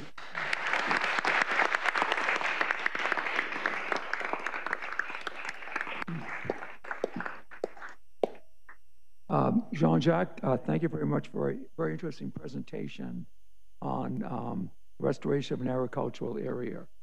And as Ken Stresbeck pointed out, this is again evidence that water management is much a social problem and cultural problem as it is an engineering problem.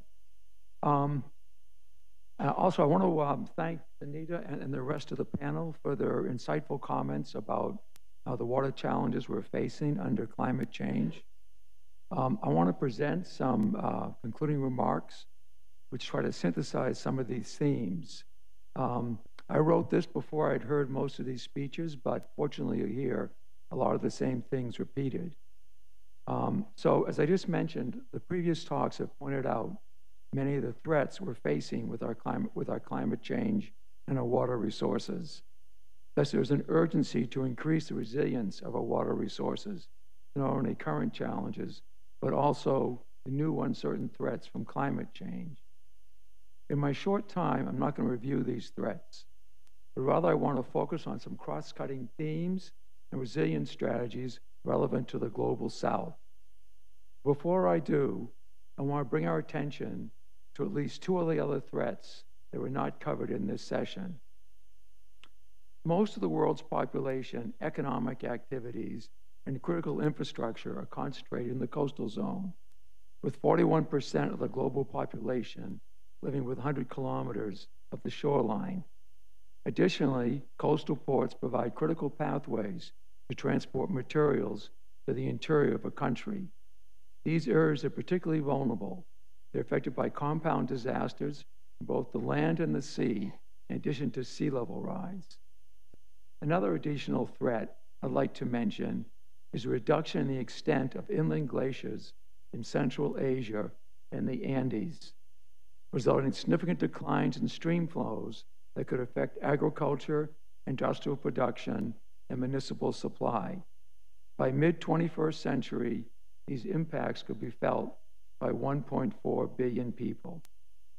Now, the first cross-cutting theme I want to talk about is that many regions of the world suffer from multiple water threats, not just a single threat. For example, large parts of West Africa and South Asia suffer from both floods and droughts, have large coastal zones, heavily populated cities with limited water infrastructure, and highly dependent upon rain-fed agriculture. Therefore, management of one water challenge cannot be looked at in isolation from the others. Oops. In fact, related to the above, many nations not only face threats to water resources, but also to air quality, food, energy, and others, and these threats are all interrelated. We all know about the food, energy, water nexus. Therefore, these challenges must be cross-sectorally managed, the growing field of multi-sector dynamics. As an example, Jean-Jacques related agricultural challenges to not only water management, but also to land use.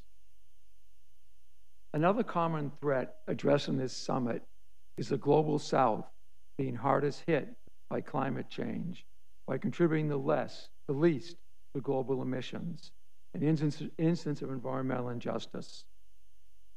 Additionally, the global south encompasses pockets of impoverished and marginalized people with low adaptive capacity and weak institutions, high population growth rates, and sometimes civil unrest. Therefore, these regions face both excess burdens from climate change and a limited capacity to adapt to their effects. For example, as Ken Stresbeck notes, globally smallholder farmers, which are 80% of the global total, will suffer the most from drought as they're highly sensitive to rainfall and have low adaptive capacity. In addition, many of the river basins facing risks from climate change are transboundary, which requires extensive negotiation and government regimes, sustainable management. Outmigration and displacement from water-scarce or flooded regions is occurring in these places to escape these climate threats.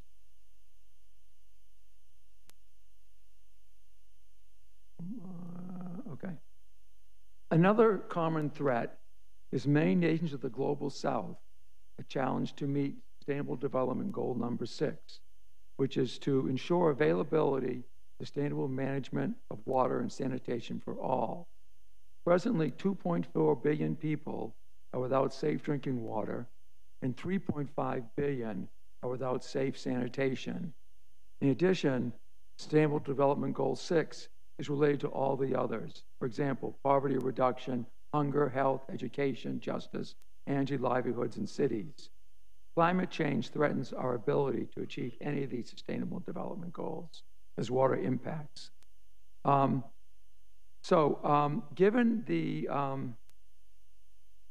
Given the increase in climate risk and the highly interconnected nature of water systems, we must adapt to the changes in our water resource systems rapidly, the process of adaptation. I'd like to review a few water-related adaptation concepts just at this summit and elsewhere on cross-cutting solutions. The first approach that should guide adaptation, cross-sector or not, is incorporating the principles of integrated water resource management. This is defined as a process that promotes the coordinated development and manage of water, land, and related resources in order to maximize the resultant economic and social welfare in an equitable manner without compromising the sustainability of vital ecosystems. IWRM is carried out in the social, cultural, and political systems in which a water system is embedded. Using this principle, efforts must also be made to improve the governance of water to ensure equitable access by all to water services, markets, insurance, and other safety nets. Another cost-cutting theme is that nature-based solutions present an alternative to traditional gray approaches and can manage many of the compound threats to our water systems. Nature-based solutions are engineered systems that mimic some aspects of natural systems, and they are supported by a growing field of research and practice. In addition, they have important social and environmental co-benefits. For example, Sponge Cities and now Sponge Planet, as mentioned by Kongjin Yu in this session, not only helps manage urban flooding, but also provides groundwater recharge for water supply, creates habitat, provides recreation, deals with urban heat island effect, and also stores carbon. Associated with nature-based solutions are other low-technology, decentralized approaches to water management that need to be expanded, many based upon indigenous values. For example, these systems include the small reservoir storage systems in the Sahel Sudan region of Africa and Sri Lanka, regenerative agriculture, water conservation, floodplain management, and preservation of wetlands and marshes. At the other end of the spectrum are options for advanced technology in water management, with specific attention to multi-sectoral design, avoiding the past approaches of viewing water in isolation. I suggest much of these high technology approaches will be implemented while rebuilding from natural or human-related disasters or in areas with minimal services, with the goal of leapfrogging over the single past sector silo-based approaches. In a fully connected system, water is considered circular. No water is seen as waste, and the outputs from one sector are recycled or reused in another. All parts of the water cycle are managed together instead of separately. There are already a few global examples of direct potable reuse, which not only solves the water supply problem, but also the wastewater problem. In regards to the adaptation planning process, advanced algorithms for decision-making on a deep uncertainty of climate change are being integrated with participatory planning methods within the frameworks of integrated water resource management and multi-sector dynamics to develop innovative and equitable adaptation strategies to climate changes using adaptive management. Finally, of course, all more research is needed on aspects of water management based on transfer changes. So, again, thank you for the attention to this panel.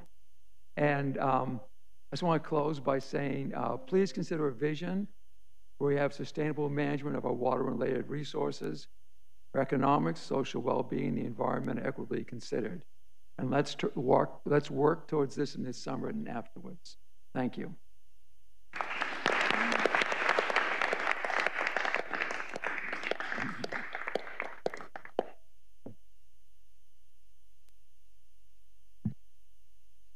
Colleagues, thank you very much.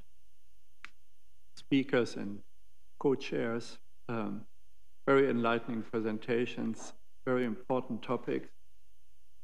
But we continue with important topics. 3 o'clock sharp. So lunch break is a little bit shorter than you had planned.